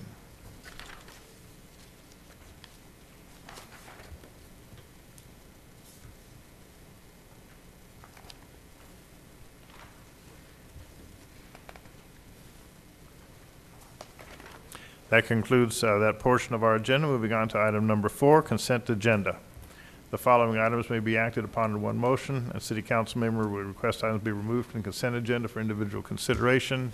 And for our citizens' information, items 4C and 4D, that's 4 Charlie and 4 Delta of the agenda, consent agenda, have been moved to the items for individual consideration. So city manager, if you would, I'm sorry, city secretary, please read the consent agenda items. 4A, consider a resolution authorizing the city manager to dispose of various tech equipment which was acquired as a result of a landlord lien foreclosure. 4B, consider a resolution approving the terms and conditions of Amendment Number 4 to the Household Hazardous Waste Interlocal Agreement with Dallas County to coordinate the planning and implementation of a hazardous waste collection program from October 1st, 2021 through September 30th, 2022 for a cost not to exceed $55,264.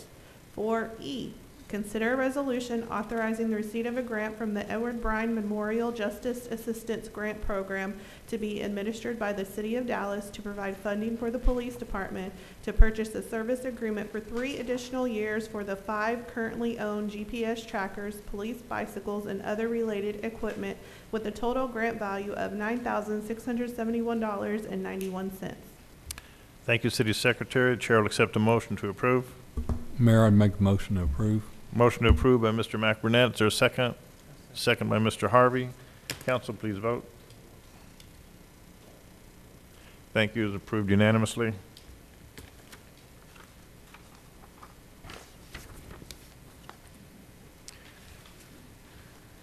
Moving on to items for individual consideration.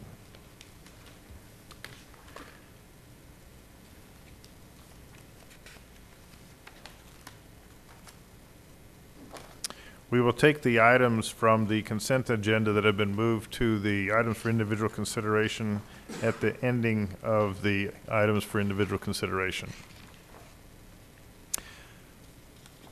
Item 5A, consider an ordinance granting to Atmos Energy Corporation, a Texas and Virginia corporation, its successors and assigns, a franchise to construct, maintain, and operate pipelines and equipment in the city of Duncanville, Dallas County, Texas, for the transportation, delivery, sale, and distribution of gas in, out of, and through said city for all purposes, providing for the payment of a fee or charge for the use of public right-of-ways, and providing that such fee shall be in lieu of other fees and charges, accepting ad valorem taxes, and repealing all previous gas franchise ordinances. This is the first reading of this particular item. It does not require a vote or action by City Council. For that information to council. A second reading will occur at our next city council meeting on September 21st. To present the item from Ms. Adina Atmore. Good evening, Mayor and Council. This is an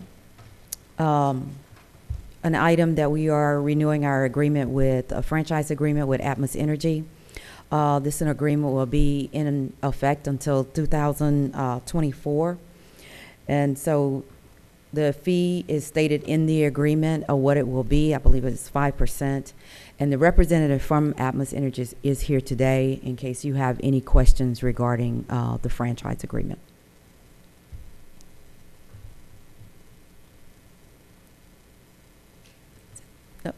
Okay, that's really what it does. It puts into perspective. This is part of our franchise fees that we get in on a quarterly basis from Atmos Energy.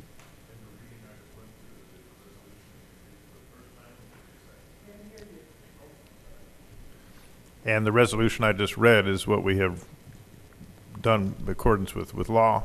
For the first reading, second reading will occur September 21st. Yes. Thank you very much. Thank you. Any questions by council? Yes, Mr. Contreras. Just a quick question. I know this is a demand issue on the Atmos side, but that 5% on average, what does that mean to us? Well, that depends on, that's on their 5% of their gross receipts, and so that varies across the in accordance to what their receipts are. And so usually they send us something every quarter that tells us what their receipts are, and then adds the 5% to it to give us our portion of the revenue. So if you're asking me what that looks like, I'd have to look at the actual line item to see what has been the trend for that. But the 5% is actually average what most of the cities in this area are getting for franchise revenue fees. Okay, thank you. Mr. Cooks. Thank you. Thank you. You said, so 5% is what the other is it averaging for around the Yeah, cities? that's an average. I haven't seen much more than that, especially with cities in this area. That is a negotiated rate, but I haven't seen much more than that. So It's either I have seen some that are lower, so 5% is not a bad rate. Well, thank you for saying not bad rate, but I'm just trying to see if with our Atmos partner back there, is it any way we could get a little bit more? Maybe he can address that for us.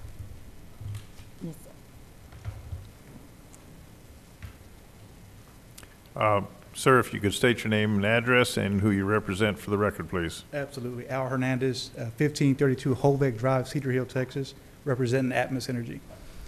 Councilman Cooks, good evening, Mayor, Council, City Manager. Councilman Cooks, that's a negotiated rate between, I believe you're negotiating City Attorney and Atmos Energy. That rate is like Ms. Adina said, starts out at anywhere from 3% to 5% top. Top, okay. Yeah, and so that's again gross revenue. Those dollars are paid quarterly to the city. I believe that is used for your general fund, if I'm correct. But yeah, so it tops out at 5%. Okay. Well, when I heard negotiable, I was ready to. Yeah, right. Now again, that's for this franchise agreement, and again there are some non-negotiables in that contract, but there's lots that we can work on to get to where we both need to be to make sure that we have a good partnership. So again, tops out this year at 5, but you never know. All right. Thanks a lot for your partnership. Yes, sir. One question, Mr. Hernandez, Yes, maybe to Ms. Atmore, that looking at baseline rates or baseline consumption at 2020 being an outlier or an anomaly, how does Atmos look at that because of the extreme cold that we had? I'm sure that there was an unprecedented use of natural gas during that time. So how does that calculate into any baseline negotiations? There was an extreme amount of gas being used during those 2 weeks for sure. As far as and it's kind of hard for me to explain this, but there's certain amounts of gas that's measured that will not be calculated due to the extreme nature, right? Atmos Energy is putting together a bill to present to our state legislator, and again, trying to explain this the best way I can. We don't want our customers having to pay that extreme bill. For example, you may have heard on the electric side where you had a customer receive a $15,000 bill for those 2 weeks. So we're trying to offset that by doing some other things. So I really can't get into the details of what we're going to do because that's still being worked out. But our customers in the city of Duncanville, surely going to get the good end of this process. It's our goal to always be the cheapest utility bill in your bank of bills, and we want to keep it that way. So as far as negotiation goes on that 5% and how we calculate that, we're still working on that process now. So hopefully that answers your question. If I'm hearing you correctly, that in some way there's some force majeure language in there in terms of unprecedented gas being used. It's going to be taken into consideration. And I know you can't answer it specifically, right. So I do appreciate your input on that. Okay. Absolutely. All right, Mr. Koontz. Thank you, Mayor. So this is to renew, and this I'm asking Ms. Atmore. So this is to renew an existing ordinance or an Yes, existing franchise arrangement? we do receive franchise fees from Atmos Energy currently. Okay. But we try to renew the agreement before it actually ends. The agreement ends next year in 2022. Okay. So we're trying to get ahead of the ball game so that it doesn't cease or there's no lapse in it of the revenue source. Okay, because yeah, Okay. I was looking at it and I didn't see that language of renewal anywhere in the staff report, and I was a little confused because we already have Atmos gas. Yes, at our yes, house. I'm sorry, I apologize for that. But yes, it is a renewal. These agreements don't come along very often. Like I said, the term of this agreement is to 2046. So you probably won't be on the council when this comes across again. I hope not, yeah. I know I won't be up here. Probably won't be using their gas either. So what is it? So what does the scenario look like where we choose not to renew this agreement? Well, again, this franchise fees is their right of way to operate in the city. Yeah. You know, they are paying us for the privilege to operate and provide gas in the city of Duncanville. So if you take away that right and all their right of ways, all the infrastructure they have in the city, then you leave some citizens without some services. Okay. Yeah, Mr. Hernandez, if I understand correctly, the provision of natural gas is not like the provision of energy. Energy is an open market, whereas the provision of natural gas is a selection and a mandate to us. We don't have any options unless the legislature says that another gas provider can come into this area, Mr. Coons. So we have no options to go with another provider. Okay, so just what you said we have no, and I'm just trying to understand what we're going to be deciding here. So what decision are we making here then if you're saying we have no options? Well, we're actually agreeing on the fee, the negotiated fee, the 5% to receive for the privilege of giving them to operate in the city. So they're paying us for the right and put all their right-of-ways, all their infrastructure in the ground. So negotiate to ask another provider. If we don't have Atmos, you know, I guess we could try to find another provider, but that's, like I said, Atmos Energy is probably the going provider of gas in this area. So I'm not sure what you're asking me. No, you are answering my question, yes. Yeah, yes. Atmos is it. I mean, all the other cities in the Best Southwest in this area, Atmos for years have been a provider of gas, and so we're all receiving a franchise fee to allow them the privilege to operate in. So the only thing that may be changing that we may be making a decision on is the rate itself. Yeah, the rate. Okay. Rate and the term of the agreement. Okay. Okay, you're agreeing them to allow them to operate another few years in the city to 2046. So that's 20-some years. Mr. Gutierrez. Mayor, if we're ready to proceed, I'll make a motion to approve. This is information only. This has to be done 2 times. Okay. By law. So this is the first reading. We will do this again on the 21st of September. Gotcha. Thank you. Okay. Thank you. Okay. Thank you. And if I may add, Councilman Coons, there's this agreement is a kind of sets a baseline for what we can and can't do in the city. You know, we want to have a good partnership with our cities.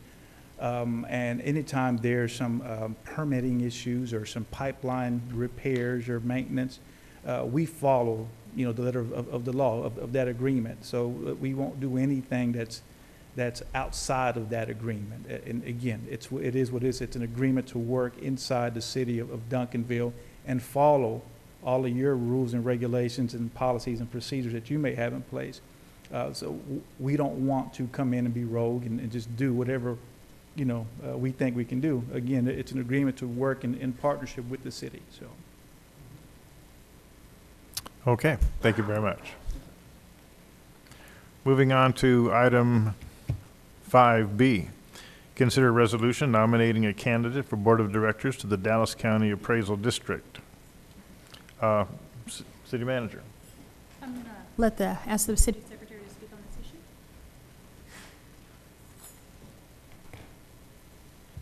issue. Okay, this is for the Board of the Directors for the DCAD. Currently, we had Mr. Hurt has been serving on the DCAD board for our region. He has expressed interest that he would like to reserve, and also Councilmember Cooks has expressed interest in serving for the board of directors for the Dallas Central Appraisal District. So y'all would have to nominate someone, and then we provide a resolution to them. Knowing that Mr. Hurt has served for how many years? I didn't see that was in there. I just know he's been on the board representing us for quite a number of years. Quite a number of years. Quite a number of years. Forever? Yeah. 10 plus at least. Okay. So, Mr. Cooks, you have indicated a desire to serve as well. Maybe you'd like to inform council in terms of your desire to do so, because normally Mr. Hurt is the candidate we do approve. Yeah, thank you, Mayor. Mr. Hurt is the well-respected gentleman in our city, and within the great Southwest, best Southwest. So I definitely respect his knowledge of being and serving. I understand he's been serving for 10 years, which is excellent. I also know that a new proposition is coming up where there's a limit of 10 years, and so he is not, that's only for 2022. However, I would like to serve our city in that capacity as well, not because Mr. Hurst is not doing a great job, but more so getting additional knowledge for our city and bringing it back to us as well. Okay, so the chair is open to a motion, and I won't say for which part. The chair is open to accepting some type of motion. Mayor, I would move to support Mark Cooks as that representative. There has been a motion made to nominate Mr. Mark Cooks, council member from District 4, to the Board of Directors for the DCAD. Is there a second? Seeing no second, that motion is not carried. Chair will accept another motion. Mayor, can I ask just a question? Yes, sir. I just need, if there's any more background that we could provide on exactly what this role involves, and what capacity that would be benefiting us. I just need more information on the background of what this individual does, on that board.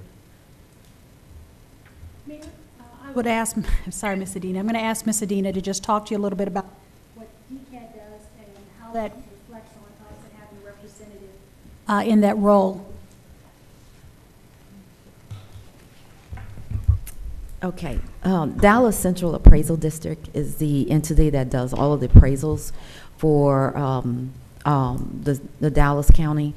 So the role, they would be on the board and kind of oversight that operation, that organization, and what they do, and doing the appraisals of each year.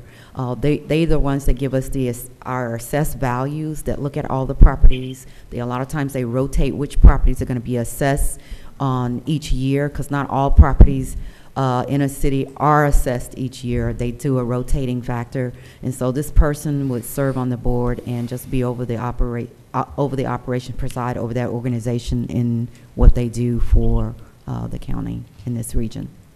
And how often does that board meet? I do not know.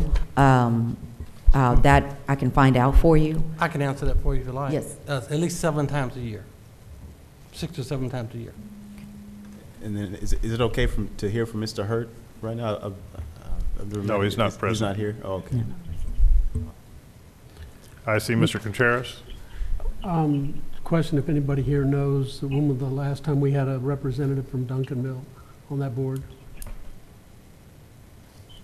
Mr. Hurd is a past council member of the city of Duncanville. No. The city of DeSoto. I'm sorry, DeSoto, yes. I stand corrected, yeah. But he's been on the board for at least 10 years. Former mayor. Former mayor, yes. Yeah, he used to be former mayor. He used to Thank you, Mr. be on Hager. the EDC. Chair will accept a motion to nominate Mr. Hurt.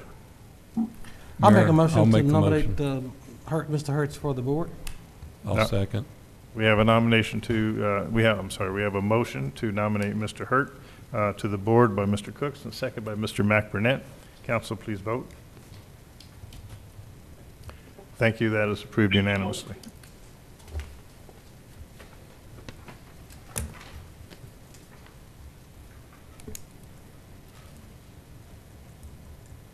Moving on to item 5C, consider resolution of appointing an individual as a member to the North Central Texas Housing Finance Corporation for a term of 6 years. Well, if you read the agenda, that is an open, the parens is open because the term is normally a 6-year term on this particular corporation committee. So with that, just wanted to provide information that Ms. Johnette Jameson, former council member for the city of Duncanville, has been on that board for over 6 years, and there is some question about the terms. Now, we did contact the corporation president and found out, if you read the bylaws, which we were provided in our package, the terms are for 6 years, but there are no term limits. So Ms. Jameson may continue to serve on this board with our nomination as representing the city of Duncanville, and it is her desire to do so. So with her experience and her involvement and the approval of the president of the North Central Texas Housing Finance Corporation, because of his knowledge of her participation and what she does contribute, the chair would accept a nomination, or the chair would accept a motion to nominate Ms. Johnette Jameson to the board for the North Central Texas Housing Finance Corporation for a term of 6 years.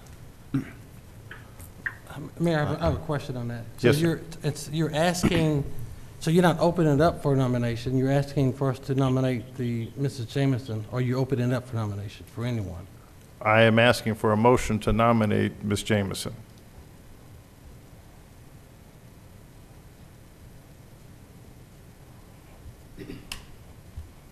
Okay, thank you.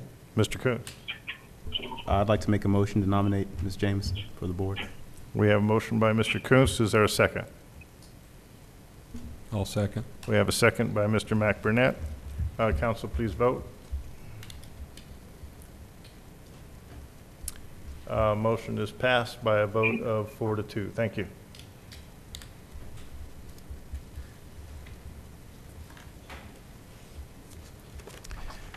Item 5D is take any necessary action as a result of an executive session, and as I stated earlier, we are doing executive session at the very end of our council meeting, so we will be coming back to item 5D. We're now going to be going to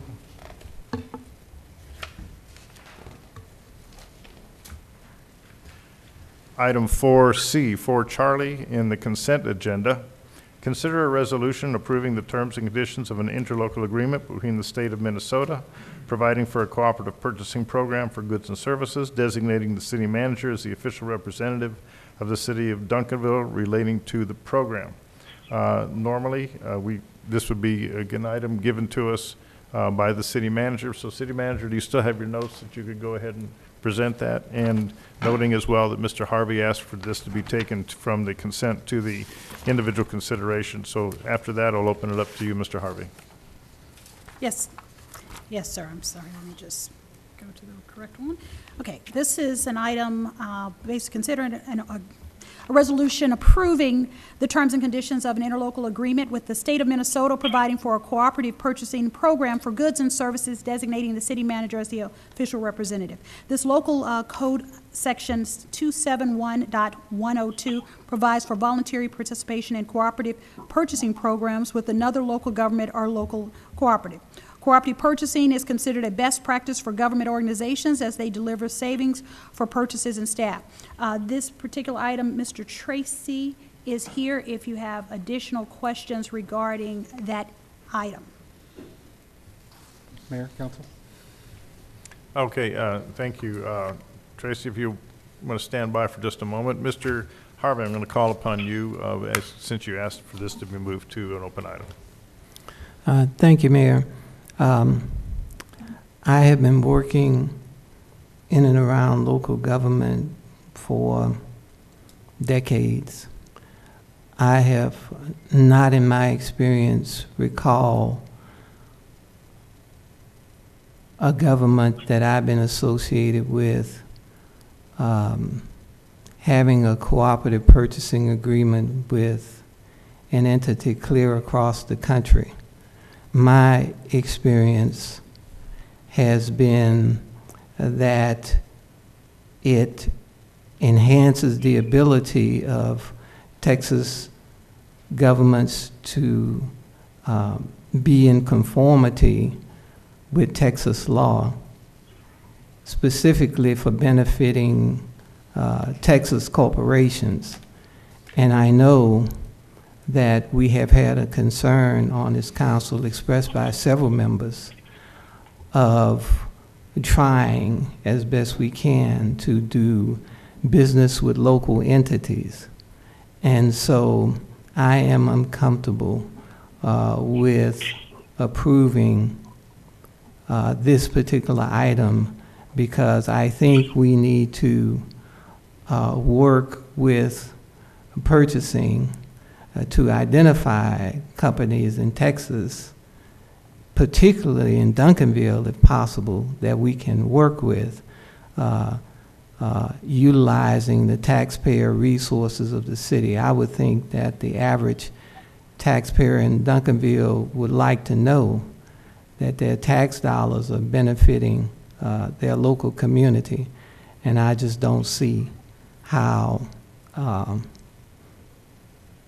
going all the way up to Minnesota benefits our local taxpayers. So Mr. it's not a question, it's more of a comment. Well, no, it's a very clear question. Mr. Beekman, can you answer, please? Yes, sir. The company that I'm looking to do business with for the city of Duncanville is a company called VTI Security. Can you speak up just a bit, please? The company that I'm looking to do business with the city of Duncanville is called VTI Security. We're looking to have them take over our security and access control systems here in the city of Duncanville. Our current provider is falling down on their job, if you will, and after some research and some validation, we came to VTI Security. VTI Security does have offices here in Dallas area. I believe they're in Plano, if I'm correct, but they're headquartered in Minnesota, which is where their cooperative, which is why they have the contract with the state of Minnesota.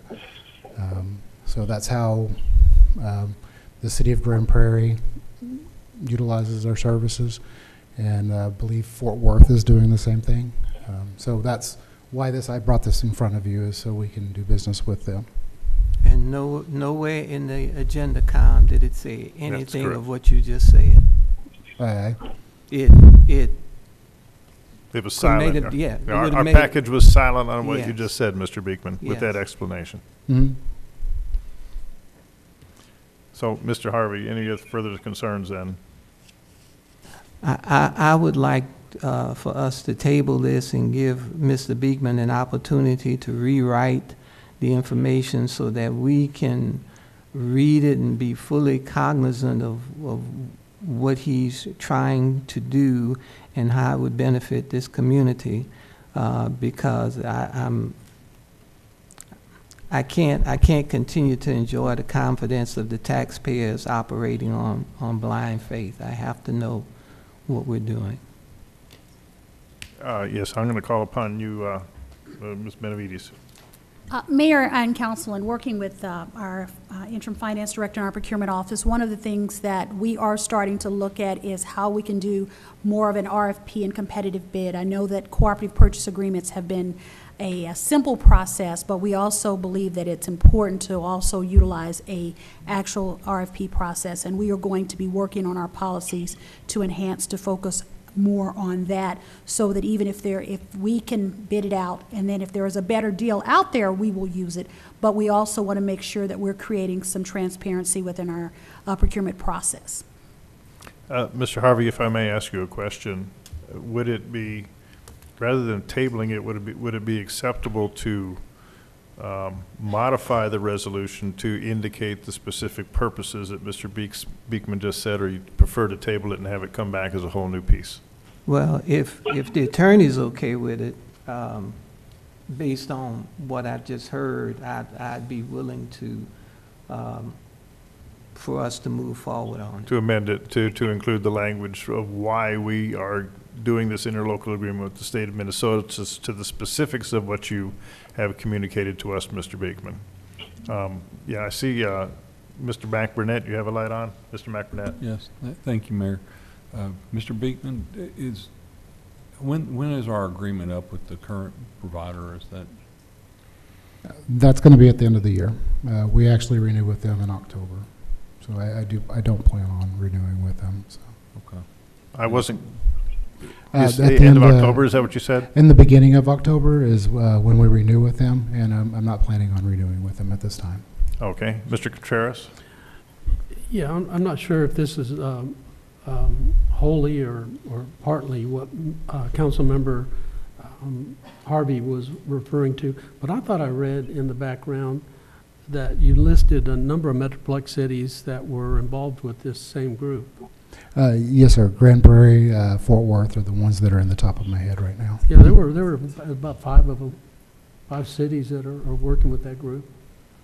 Yeah, so I think what we've come to an understanding is with this explanation and Mr. Harvey's consent is to approve this resolution, but to have it rewritten with the specific language of doing work with this particular corporation and the purposes for why. Mr. Hager, City Attorney, are you acceptable? Are we doing this okay? Yes. Very to Mr. Harvey's comments earlier, it's very rare that we do have a agreement with a state outside of, or with a by board, if you will, outside the state of Texas, but the Act does allow it, and it's usually done in connection with a specific requisition by the city, which would be done in this case, and I can make the appropriate changes to the interlocal or to the resolution to reflect that we're making this change, if you will, and hiring in order to facilitate the use of the security system. Thank you. The chair will accept a motion to accept this resolution with the appropriate changes as noted by discussion and Mr. Beekman and by our city attorney. Mayor, so moved. We have a motion to approve by Mr. McBurnett, and second by Mr. Harvey. Council, please vote. Approved unanimously. And Mr. Harvey, thank you for bringing that to our attention and allowing this to move forward with clarification. Thank you, sir. Moving on to item 4D for David. This was on consent agenda and as well has been moved to items for individual consideration. Consider resolution authorizing an appropriation of $658,196.22 for a contingency equaling 10% of the original contract price of IFB 21-0002, reconstruction of East Daniel Road and subsurface utility improvements, authorizing the city manager to negotiate a change order not to exceed $90,000 and providing for an effective date. Mr. Ramey. Yes, sir. Let me, excuse me, let me just run through just some of the highlights from some of the original talking points, and then I'll turn it over to council for any additional questions. So, again, the Daniel Dale Road reconstruction project is valued at $6,581,962.21. It was awarded by council back in December 2020. Again, tonight we're looking at two actions. One is to approve an approximate $90,000 change order for additional sanitary sewer work due to a conflict with a Dallas water utility water main break based on field identification last month, where the depth of the water main was identified as lower than documented in the as-built drawings. As a result, we have to go deeper than planned for the sewer line, which then extends the sewer line as well. The contractor will bore the sewer line in lieu of open cut to minimize the impact to residents of Sunset Village, including the 3 previous change orders for this project. The total value of change orders is $112,577.52, which represents 1.7% of the initial contract. Second, this action authorizes staff to establish a $658,196.2 contingency for any further change orders. This represents a 10% contingency. Texas law allows a construction project up to a 25% overage. A contingency fund authorization was not included in the original award council approved previously. Funds executed under any any change orders would come from either the utility CIP fund or the street bond fund based on what is involved in the project. So in this particular case where we're moving wastewater lines, that is an example of a utility fund funded change order. Something that had to do with storm drains or sidewalks or landscaping would be examples of things that would come out of the bond, the street bond fund. Again, the funds represent just the city reserve, and it's just a reserve approval, so of reserve appropriation. So we're not talking about spending $683,000 tonight. All we're saying is we anticipate change orders. This is a very complex contract, and we need the approval or the appropriation authorization of the 682 for any change orders that come up. And again, we would still come to council for any change orders that exceed the $50,000. What we are saying though is if there's $11,000 change order or a $2,000 change order, we don't want to have to keep coming back to council for $2,000 appropriation and then a $14,000 appropriation. This was something that was clarified to us by Mr. Hager last week when we were talking to him about this $90,000 change order. Again, we're not going to add any money to the contract unless the change orders are approved. And so if the project comes in under 10% use of contingency, then any of that other appropriation will just return back or just go away. So we're only planning, again, we would only be adding money to the contract based on change orders that are negotiated and approved by council for anything over 50 or by the city manager for anything under 50,000. There was a question that had been raised previously about GIS software and their ability to assist in this. So again, we knew exactly where the GIS or the DWU pipeline is. And again, this is a major pipeline from DWU that provides the water to the Daniel Dale ground storage tanks. So it is not moving. But what was off on the as-built was depth. So GIS does help with the alignment, but it doesn't tell you up and down what we're talking about. And when you're dealing with sewer lines, slope is everything. And so you've got to get the grades absolutely correct in order for everything to drain out instead of back or be flat, and then you have standing sewer. So that's again why we've got to adjust length in order to achieve the desired depth.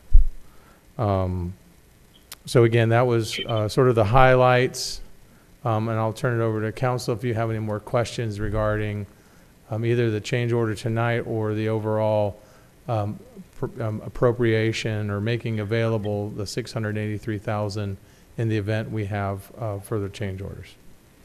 Thank you, Mr. Ramey. Since Mr. Harvey asked for this to be moved into individual consideration, for citizens' understanding and knowledge, Mr. Harvey did submit several questions to the Director of Public Works and to the City Manager, and to which Mr. Ramey has replied. And City Council does have all that information, however, citizens do not. It was transpiring very quickly. But since Mr. Harvey asked for this to be moved into open consideration, Mr. Harvey, I'll turn it over to you if you have any additional questions for Mr. Ramey. I just want to thank Mr. Ramey for his wonderful presentation. He's very articulate and he takes his time and explains very carefully what it is that he's trying to do. So I want to thank him for doing that.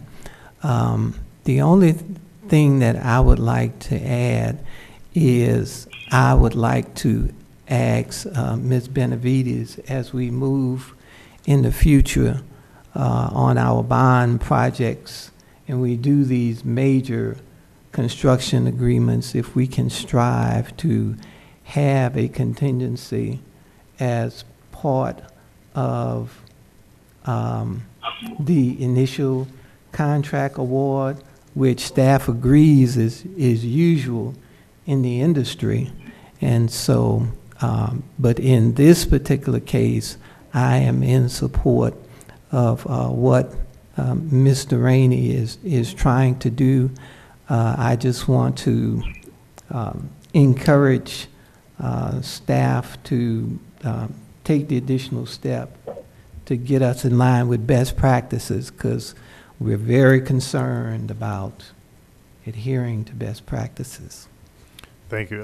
One comment I would make, I see some other council members have some comments. One thing I would like to say, just for the record, City Manager, for the questions that Mr. Harvey posed and for the answers that Mr. Ramey gave, which are very significant questions and answers. They had great merit, and the answers that we got gave us great detail into understanding the necessity for this, particularly because of the sanitation issue of the depth of the sewer line coming under the Dallas Water Utilities supply line. That's what's the necessity for this. So for the record, City Manager, if Mr. Harvey's comments or questions and Mr. Ramey's responses could be made part of the archive, just so it would be Yes, open sir. public knowledge and public information. Okay, so Mr. Contreras, I saw your light first. All right, quick math question for you. So order 1, 2, and 3 in the early parts of this contract was about $22,000. And this increase is $112,000. So it's safe to say that the difference is the cost of the boring and the cutting. Looks like you're boring and cutting about 600 feet. So, well, the cost that we're looking at, we had 3 change orders that were previous to this. Right. And so the cost that we're talking about tonight is just the $90,000. But the actual cost, you put this $90,000 cap on there because the actual cost is going to be somewhere near that. Yes, sir, For the for board. that particular change order, yes. All sir. right, thank you. Okay, Mr. Cooks. Yes, thank you. I agree with Mr. Harvey on the having this. We should have had this in our contract. Not sure how we missed that one, but we did. So thank you, Mr. Harvey, for bringing that back up.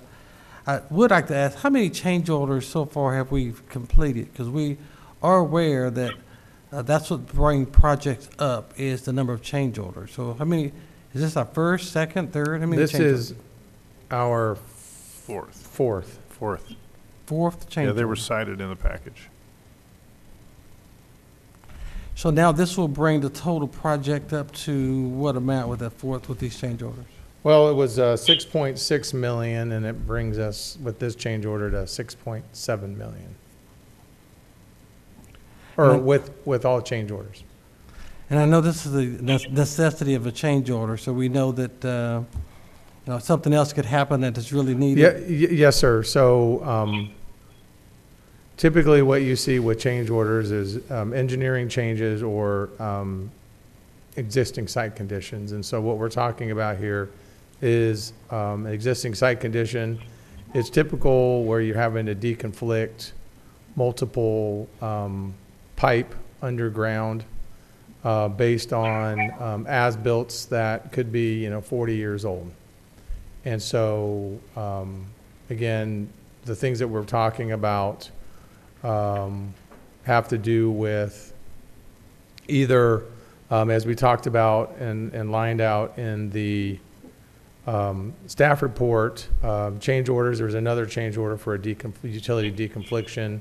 We've had a change order just to enhance some safety along Daniel Dale, where that was one where I walked it and I saw the protections that had been, sort of designed and requested that we add some water-filled barriers there at the culvert. And then again with the Shady Trail striping, it was all tied to the extended closure of Bob Lee. Again, at time of contract, we don't get into means and methods of contractors nor their schedules. And so we have a fuel point, motor pool, and so we needed to make Shady Trail more accessible, which involves some striping. And these are the kinds of things that we will continue. We have. I mean, I will not say that this is the last one because we're still doing a lot of subsurface construction, and this is sort of what we deal with. And again, typically when we're out in the neighborhoods, which is where we usually are working, the utilities that we're talking about are either utilities that we control, which is our water lines and our sewer lines, or that of our franchise utilities, AT&T, Atmos.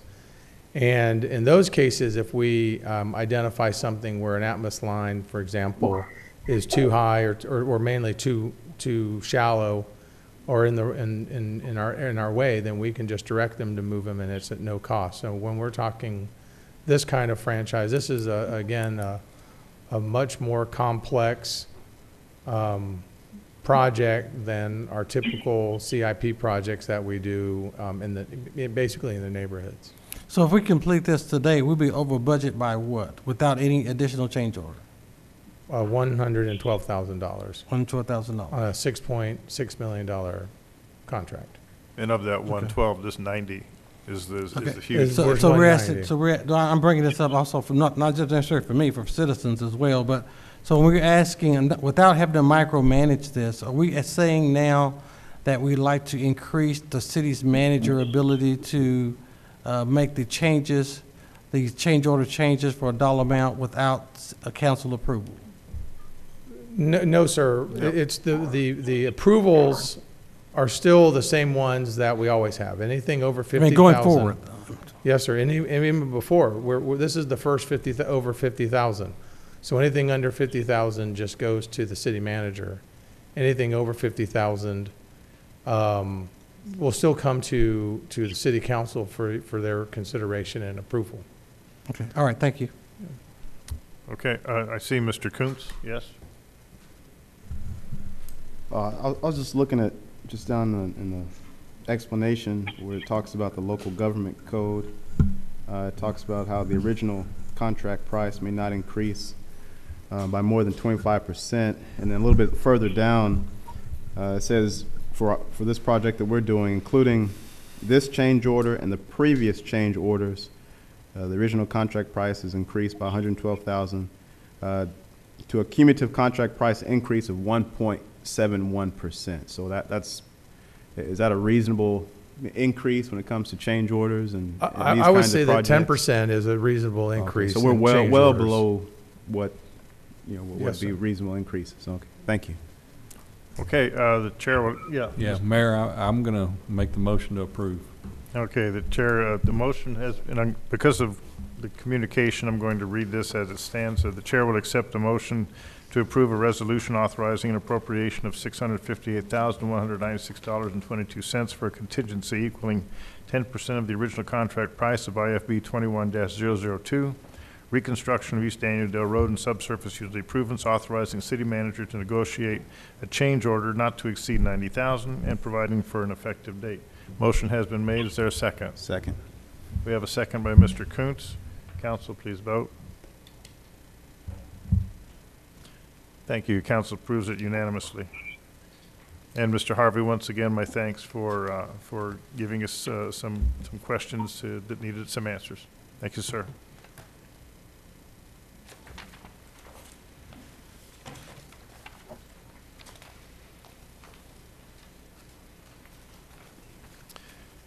Moving on to item number 6, I believe. City Manager, am I in the proper order here? Yes, sir. Okay. Staff and board reports. Item 6A, receive the monthly finance report as of July 31st, 2021. Ms. Atmore. Good evening again, Mayor and council members. Tonight I'm here to present to you the monthly financial report for as of July. I did want to take a few moments just to explain to you this report will be a little different than it has been previously. I took the time along with staff in order to kind of draft the report so that it could be more in line with what council members may want to see in order for you to get an idea what the financial position is of the city. So this report, in your package, I included some additional reports on the general fund, which includes details of the general fund revenues by category and the details of the expenditures by department, okay, so that you can have a look at it. I'll take the time to try to tell you what I've got on this page so that when you see any other reports, every financial officer is different and likes different things in their reports, but this report is a report of council. So if there are things that you see that you want clarified or you want more of, or you want to see in your financial reports, please let me know. Please ask me questions and I'll be happy to try to deliver.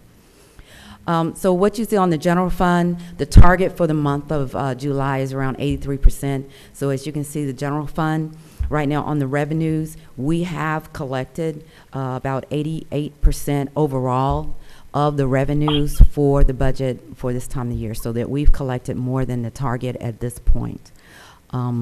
There are some budget items that we have over collected. I would say charges for services with 109%. So basically, overall, the fund is doing well. I have included a column. If you look on your far right on your page, it's called 2020 fiscal year to date actuals, and that shows you where we were last year this time for the same month. Okay, so you can get a picture of what the revenues were like coming in that month. Also, next to that is the percentage of the budget prior year to date. This shows you the percentage that we've collected to date as compared to the prior year. So I wanted to give you that picture, and hopefully that's helpful to you. If it's not, just let me know, and we'll try to get something else that will be helpful. Well, I will comment from my background and experience, and probably several of the others on council. What we're now looking at is an operating statement. It's like a P&L. And in the past, it was in chunks. We'd see revenue, and then some other time later we'd see expenses, and then some other time later we'd see something on the fund balance. This particular chart that's been put together that we're looking at right now, to me, is an operating statement from a business perspective. Yes, and sir. I greatly appreciate being it formatted like this, and also the percent of budget that's been received or used to date. I think is good information for us as well as our citizens. So I just wanted to make that comment. Okay, thank you. I appreciate that. I did also put down at the bottom the fund balance, because I think you do need to see the balance of where the funds are, but that is not the focus of the reports. I want to try to stress where we are operating wise with the fund and where we are with expenditures. And so if you also look down the expenditures, we have spent 72% of what we budgeted, and the target is 83. So staff is doing a good job of staying within the budget realm. I want you also to look at, I've got the adopted budget and the revised budget. And I want to remind you, the adopted budget is what you adopted last year for the budget this upcoming year, the original budget. And the revised budget is actually the budgets that changes have been made during the year. They're not necessarily amendments that have come through, but they are revisions to the budgets based on what was needed and what came in. Okay, so I just wanted to point that out to you so that you know the differences in those two columns of what they are. Okay. This is a little chart. Everybody likes to see things a little different, so I try to give you just an overall what the actuals are and what the percentage of the revenues are. You can see a big chunk of our revenue is property taxes, and then the next is sales and other taxes, which includes your sales tax, property tax reduction for relief, and any beverage taxes. I'm thinking beer tonight, right? I need to go out and have one.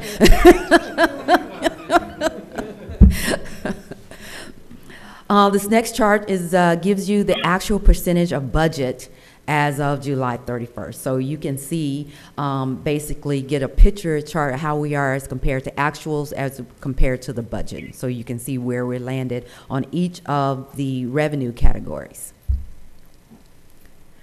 And this slide shows you where we are on the expenditures by each of the categories, okay?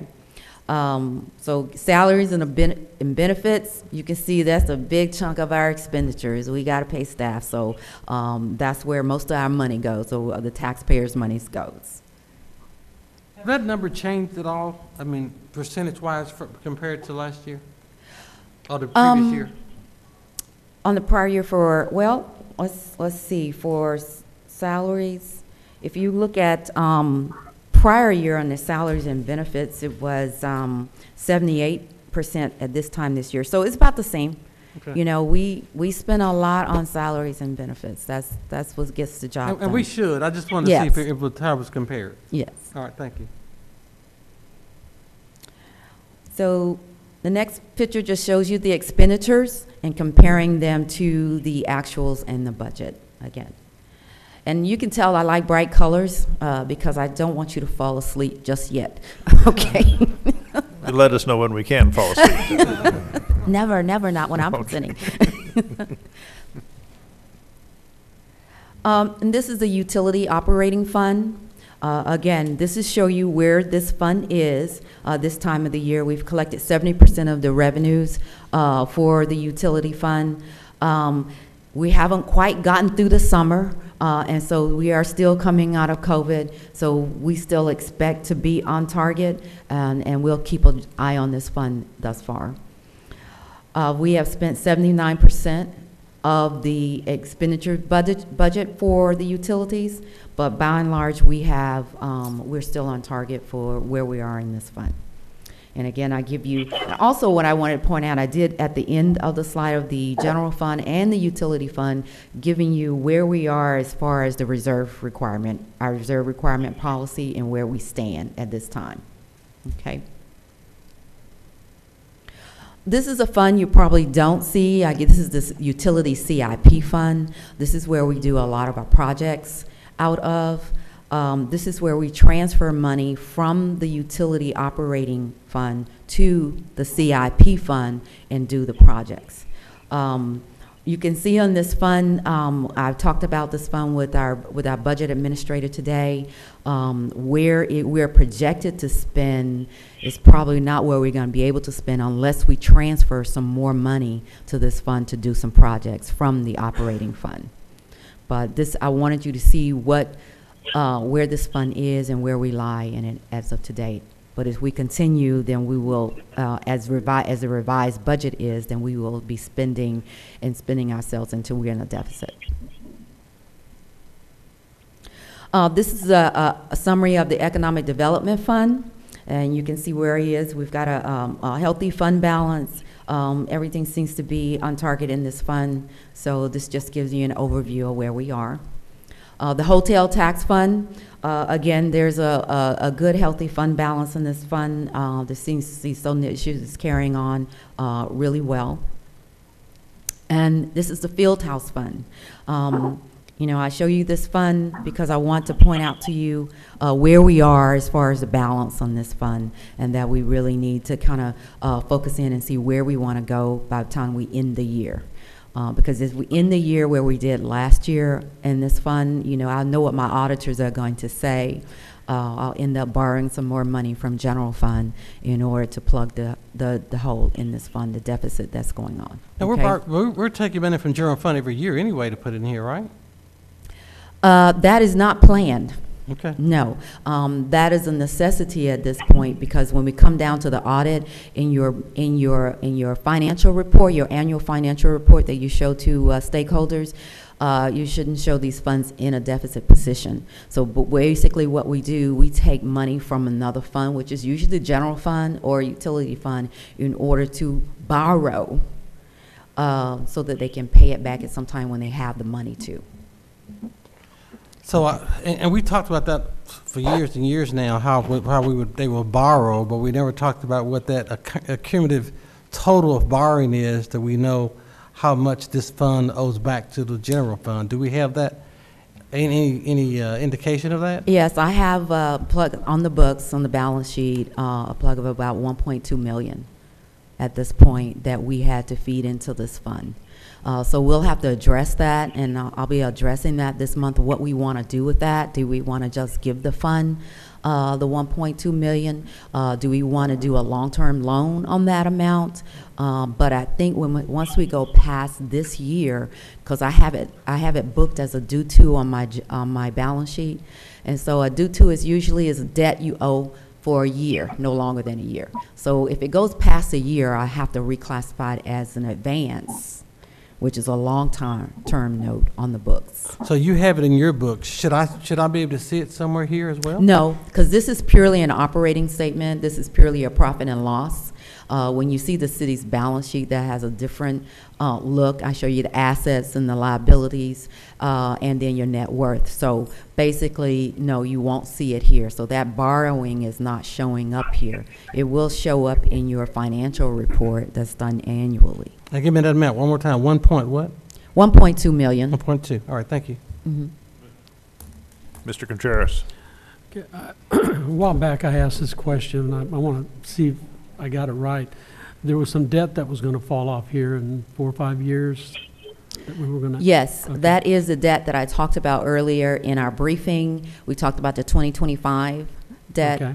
That debt will fall off in 2025. And that will again, be the last I'm going of to it. ask the question because I'm not quite sure I understood last time. How will that falling off of that debt? Should we maintain this this deficit of about $1.5 million a year? How will that impact us without that debt? Well, you'll have. I believe the payment on that debt is about $500,000. Mm-hmm. I'm not sure. I have to go back and look. But the payment on that debt, you will not have that $500,000 coming out of this fund. Now, I do want to share with you that debt is actually EDC's debt, okay? It is supposed to be paid by EDC. So what we've done, because the purpose in which it was paid, we have delegated the field house to pay EDC back for that debt.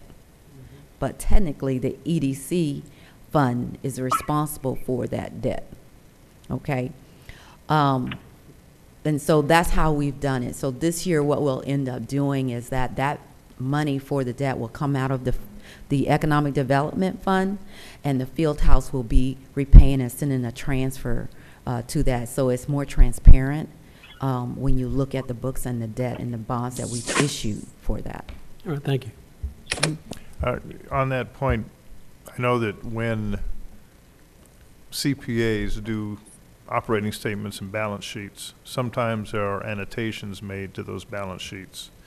It might be helpful in response to what Mr. Cooks is asking on our balance sheet that is internal, in terms of, we don't see it here, but you got it, it's public information, that an annotation be made in the balance sheet in terms of that debt, just for information purposes. Yes, sir. When we do a balance sheet, it will be categorized, classified as a debt. It will show up as a debt. Right. What you're seeing here is that we don't show debt in governmental funds. Right, but what I'm saying is on your balance sheet, just make an asterisk annotation in terms of that particular comment. Yes, sir. So that it does appear on the balance sheet, since it doesn't show on the P&L. Yes, sir. Okay, if you would do that, City Manager, we'd appreciate that. Yeah, we as used to be on the EDC, this is a muddy waters kind of a thing. And it's, here we are, years, what are we, 5 years later now, and Mark and I still go like, it's getting Well, our I can arms put around together this thing. It's not easy. a balance sheet for EDC for you. I can pull it out and let you see. What I like to do is pull numbers that are right out of the system. And so what the reports that you have tonight are right out of Munis. So they're not, they're in a spreadsheet format, but they're right out of Munis. So the balance sheet can come right out of Munis, and I can show you where it is classified as the debt. Okay. As time permits, if you could provide that to us, City Manager, we appreciate it. Okay, Yes. thank you. Moving on. Mm-hmm. And so I also have included in your package, as I told you, general fund has two reports on the revenues that are in details and the expenditures in details. You can take a look at those. If you have any questions, let me know, okay? These are all the other funds, and they're in a summary form. Usually you don't get all of those, but I wanted to provide you those in a summary fashion, so you look at every fund that the city is using in their daily operations and take a look at what the revenues are, what the expenditures are, what the beginning balance, what the ending balances are. And so these are all the what we classify as special revenue funds, and those are funds that have taken on other revenue that are special to the city that are not mixed in the general fund. And so there's two sheets of those because we have a lot of them. These are the debt service funds. The debt service, we only have one, that first one, and then the capital projects and replacement funds. If you'll recall, the fleet and the IT replacement funds were normally classified as internal service funds. I'm classifying those as replacement funds because that's basically what they are under the capital projects category. So you will see them in this list, where they are and how much money they have in and what they spent. And then the last sheet is all the other enterprise type funds. Your enterprise type funds basically are your utility funds, and then you have the field house that you've classified as an enterprise fund. But these are the other two that I didn't report on separately in a summary type format. And so you have those to look at your disposal. Any questions? I don't have any questions. I want to thank you for the detail of this. I think has been stated before. I just hopefully you will continue doing it in this fashion because I love this fashion. I can see it better and feel it better. Thank you. Thank you. Thank you. Any other inputs y'all have for this report? Just let me know. Like I said, this is your financial report, and I would like to present it to you in a fashion that you can read and you can understand it. Okay. Thank you. Thank you. Mm-hmm. Moving on to item 6B, receive the library quarterly report. Our library manager, Ms. Olson. Good to see you again. Thank you. Don't fall asleep. All right. What kind of a legacy did she leave with us? We never do. All right. So since June, trying to remember when I was last here. These are some things that we've been doing in this last quarter. We did begin our new full hours in June, so we're open back on evenings and weekends, which people are thankful for, and we're glad to be back. We have continued our weekly deliveries. Those have slacked off recently, but we still have a few people taking advantage of that, and we plan to continue that service. Our little free pantry and our Friday food for fines continue as well. The big change was we joined the Best Southwest consortial catalog. DeSoto and Cedar Hill have shared a catalog for years, and this brought Lancaster and Duncanville in as well. So Duncanville joined on August 2nd. Let's see. So we joined August 2nd. And we are finding all of the little things that need to get fixed. But we are also enjoying the benefits. Patrons can now request items from the other libraries, and they are delivered to the Duncanville Library if they live in Duncanville. And so that's been really enjoyable, and we look forward to smoothing out the issues. Our question, so that if I understand what you're saying, then if I go to the library website and I put a search in for a title, if it's not maintained in our library, it's going to show up in some other library in one of the four cities, and then make a request to have that moved here? Yes. So say you have a title, Harry Potter book. There's lots of those. It will tell you that it's at Duncanville has one, Cedar Hill has one, DeSoto has one, and then you can place a hold on it. And it will, if you live in Duncanville, the Duncanville one's available. We'll just reserve that one for you. If they're all checked out, you get to get whichever one comes in next. Very good, thank you. Talk again, begin full hours in June. Tell us those hours one more time, please. All right, they're also on our website. Okay. And on our doors. It's Monday through Wednesday, 10 a.m. to 8 p.m., and Thursday through Saturday, 10 a.m. to 6 p.m. We are closed on Sunday. Okay, and you said begin full hours. Those hours was reduced before, is that correct? Yes, we were operating on reduced hours from May 2020 when we opened back up to the public until through May 2021. A lot of that was due to staffing requirements and some city procedures to preserve services in the event of any COVID exposures. We had to operate basically a half staff, and so we had to reduce the hours accordingly to maintain that. So our full hours, when you say full hours, you're saying whatever number of hours we opened before, we're open those same hours now, total number of hours. The net hours is actually, I believe, 2 less. Okay. The reason for that is we adjusted it based on years of usage patterns that we had noticed. People would come in at Monday at 6 p.m. wanting to print something, and we were closing. So we adjusted to make sense to match those patterns. Very few people were in there between 8 and 9, and people needed it to be open later on Saturdays. So we adjusted to match those patterns, and the net effect ended up being two fewer hours open. But that wasn't intended. It was just we matched the usage, and that was what occurred. Thank you. The reason I always ask that question is I have citizens asking those questions, and I just want to make sure that even though you're repeating it, I want you to repeat it again. All right, thank you. No problem. Mr. Contreras. Quick question. Are you fully staffed right now? Yes. Yes, Good. we are at our full staffing now. Good, thank you. Thank you. All right. Our other big change, which of course happened in August because everything should happen at once, we switched to Envisionware for our PC reservation and print management system. If you have ever needed to print something, you don't have a printer at home, that's what this is about. We are also using it for our point of sale system.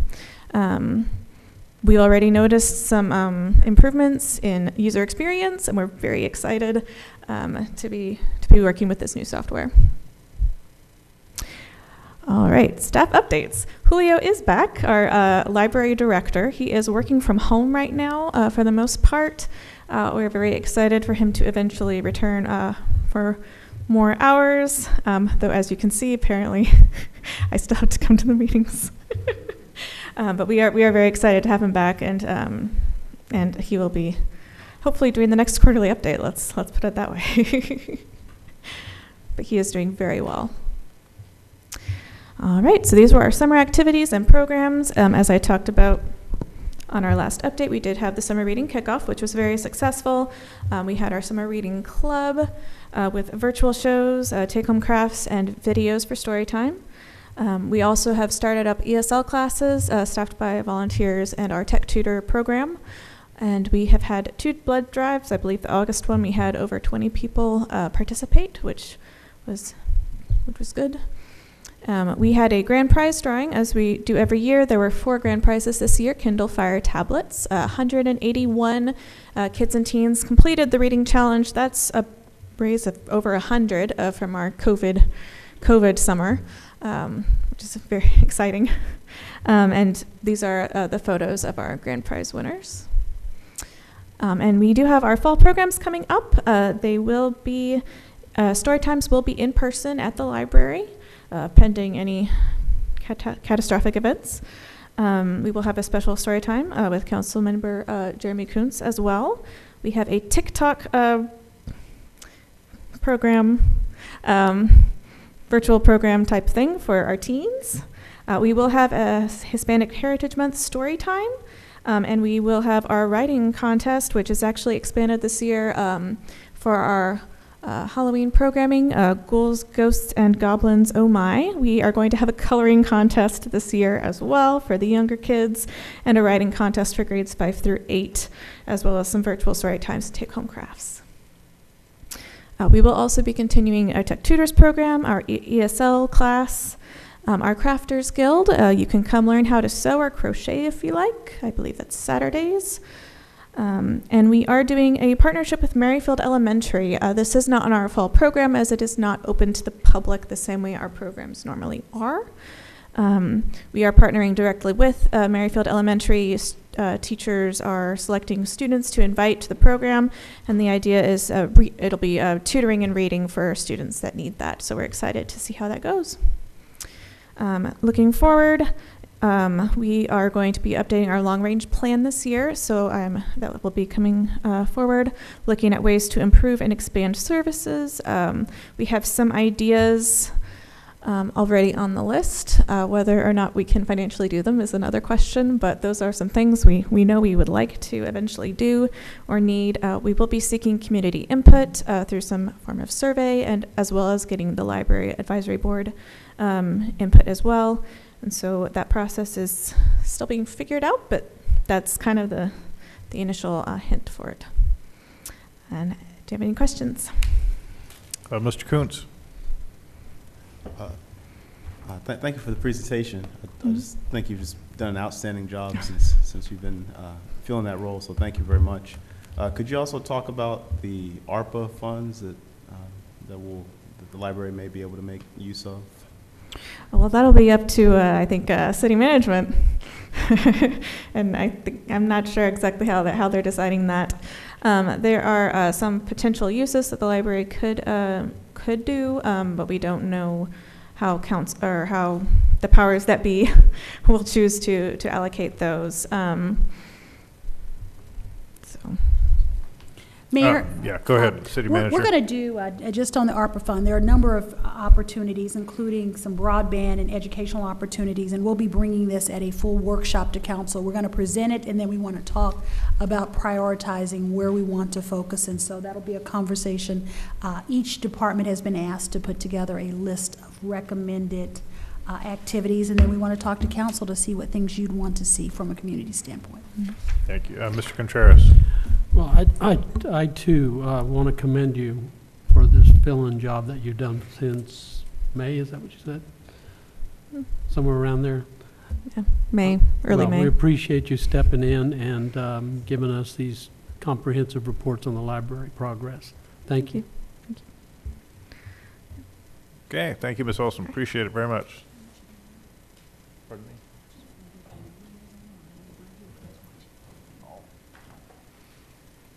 So, Julio, we know that you're watching, and we wish you well. We thank you that you're recovering, and hope to see you back on your feet in the library very soon. So, best wishes and prayers for your continued recovery. Moving on to item 6C, receive the Public Works Department quarterly report. Good evening, Mayor and Council. What I do want to do tonight is introduce you to Mr. John McLean. He is our graduate engineer. He actually is testing for his professional engineering license next month, and so hopefully he'll be our new PE come January. But what I wanted to do as far as his professional development is give him some opportunities to get in front of you as council to brief you, and then going forward, hopefully you'll be seeing him more as he brings some of the construction projects that he works on. Again, John has been with us 2 years. He is our project manager for all of our capital improvement projects, while also reviewing all of our civil engineering drawings for commercial developments, serving as our floodplain manager, and just doing everything engineering related on behalf of the city. And so again, I wanted to introduce him to you all tonight, and as well as give him an opportunity again for some professional development. I'll be here for any of the more detailed questions beyond the slides. I'll turn it over to John. One question, or no, one comment I would say, Mr. McLean, before we get started. I have done research on what PE stands for.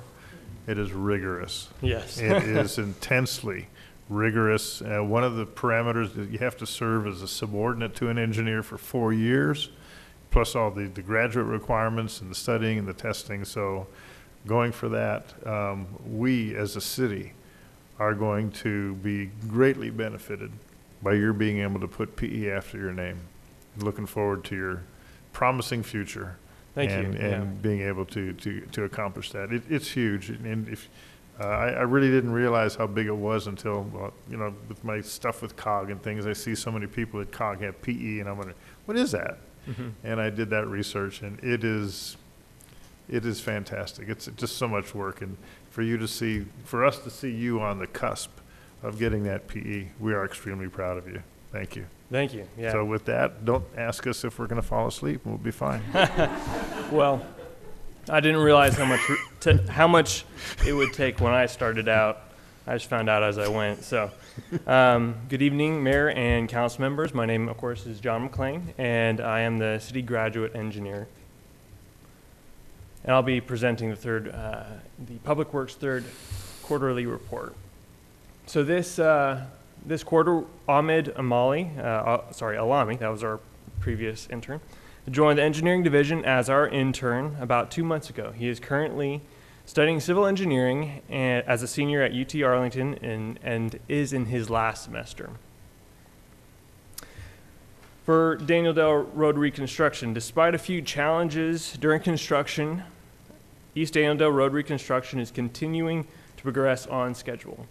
The leftmost picture is of the sanitary sewer manhole being installed. The center photo is of the 8-inch water main on the north side of the roadway.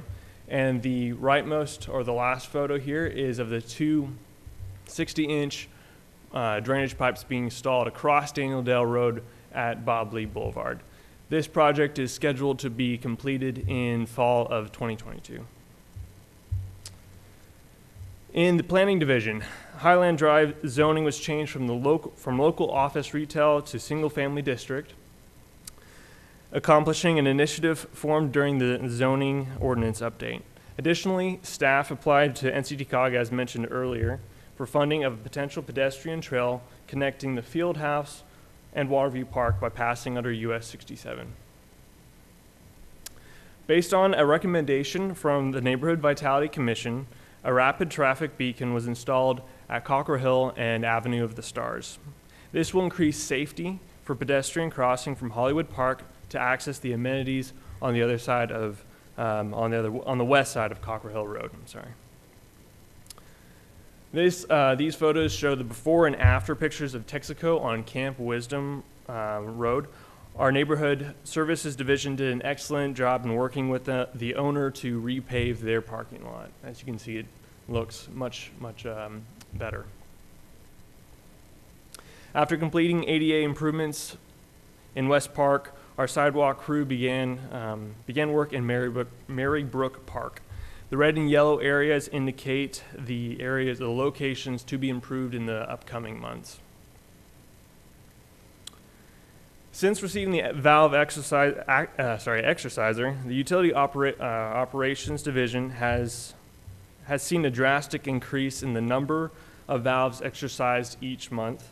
However, because our utility crews are at 75% strength, large meter replacements are lower than anticipated. We have scheduled 2 tank cleanings for the fourth quarter, in addition to the ongoing work at the Daniel Dale Storage tank rehab. A number of manholes were rehabbed during the FY21 pipe bursting or wastewater pipe bursting project, and they will be reported in the fourth quarter update. Again, due to personnel shortages, our crews have not been able to replace the anticipated number of lateral lines.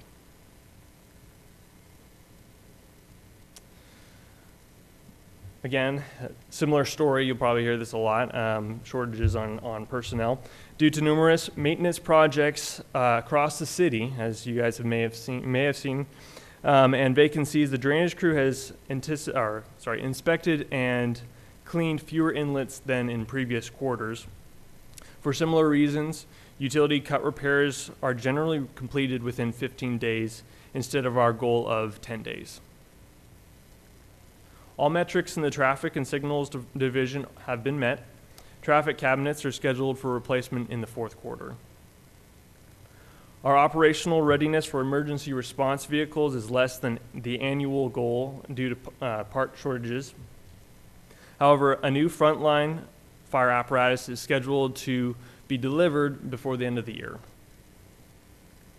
And finally, our neighborhood services and building divisions have either met or exceeded all their goals for this quarter. Code enforcement will be has transferred from Public Works to Neighborhood Services, and therefore it will be the last quarter Public Works will report on their progress. Thank you, and if you have any questions, I think Mr. Ramey will help me. Thank you, John. So. Okay, Mr. Kuntz. I'm sorry, I really do pay attention, but can you explain one more time what pipe bursting is? Yes, sir. I've asked before and you explained it. I'm going to write it down this time. Okay, so pipe bursting is a method where we take, well, we have existing pipe in the ground. Usually it's clay or other inferior material or old material. And what we do is have basically a ram go through the path of the old pipe and bust it at the front, while at the same time it drags behind a replacement pipe.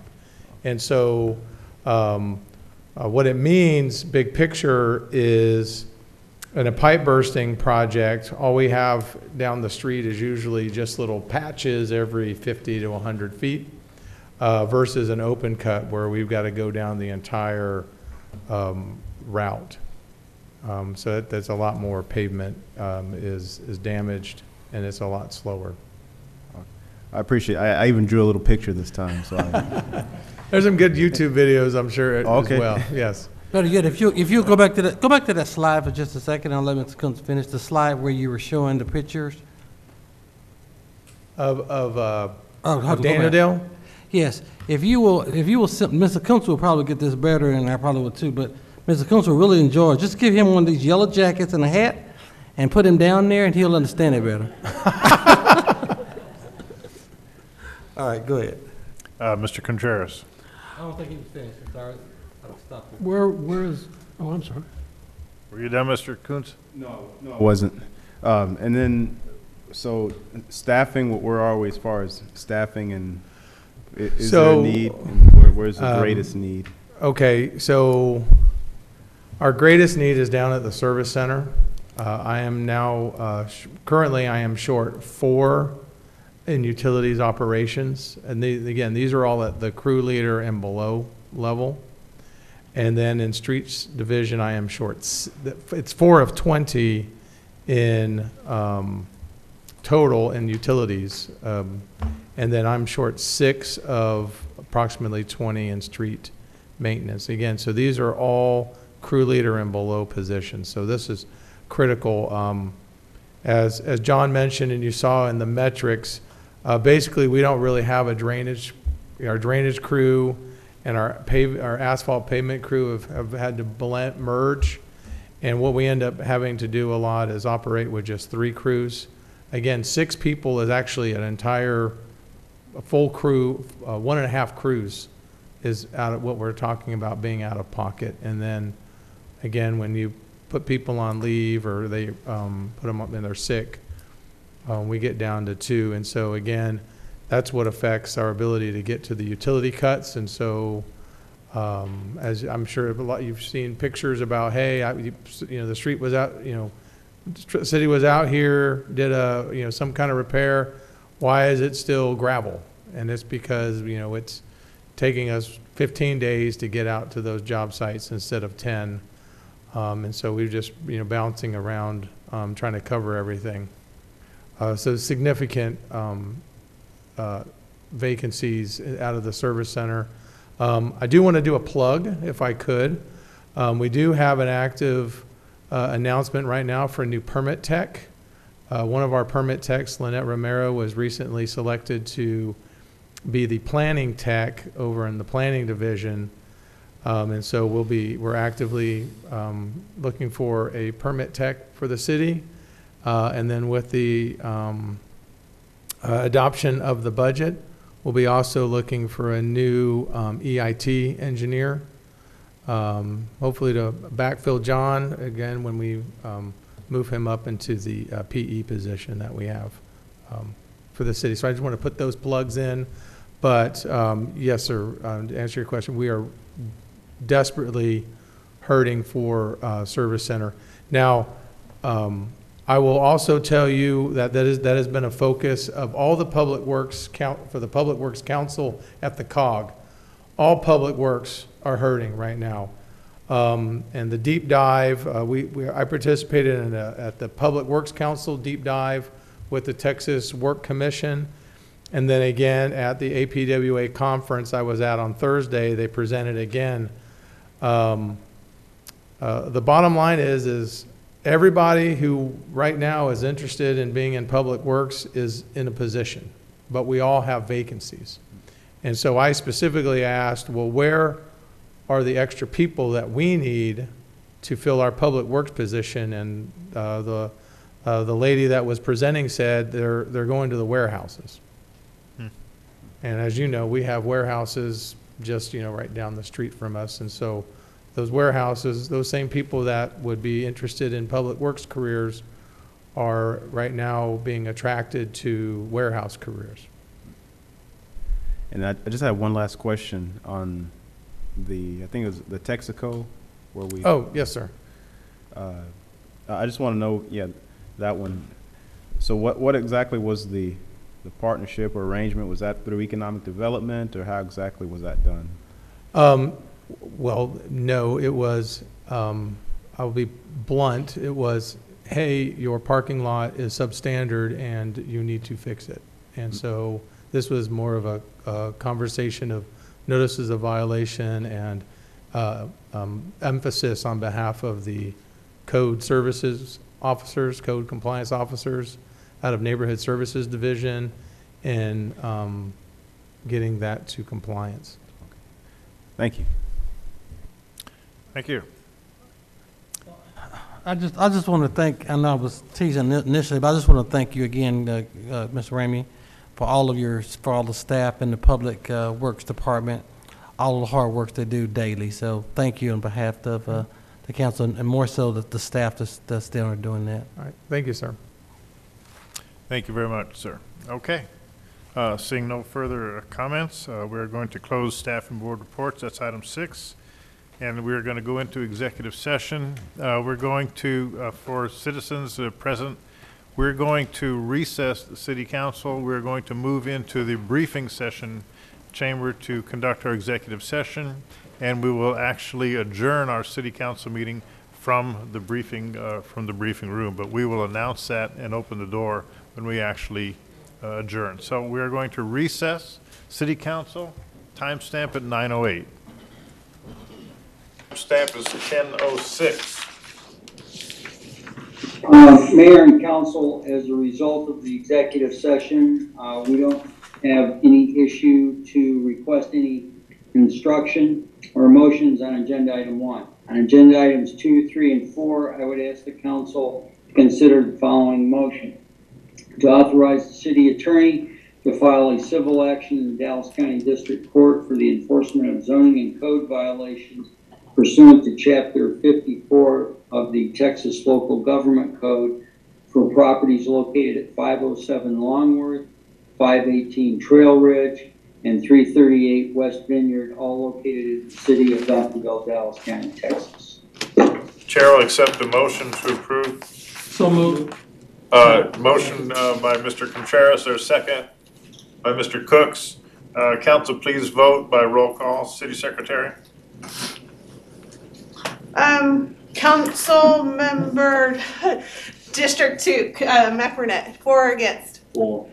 3 is going to be Mr. Koontz, 4 against. 4. 4, Council member Cooks, 4. Contreras, 4. Mr. Harvey, 4. 5. Mayor. 4.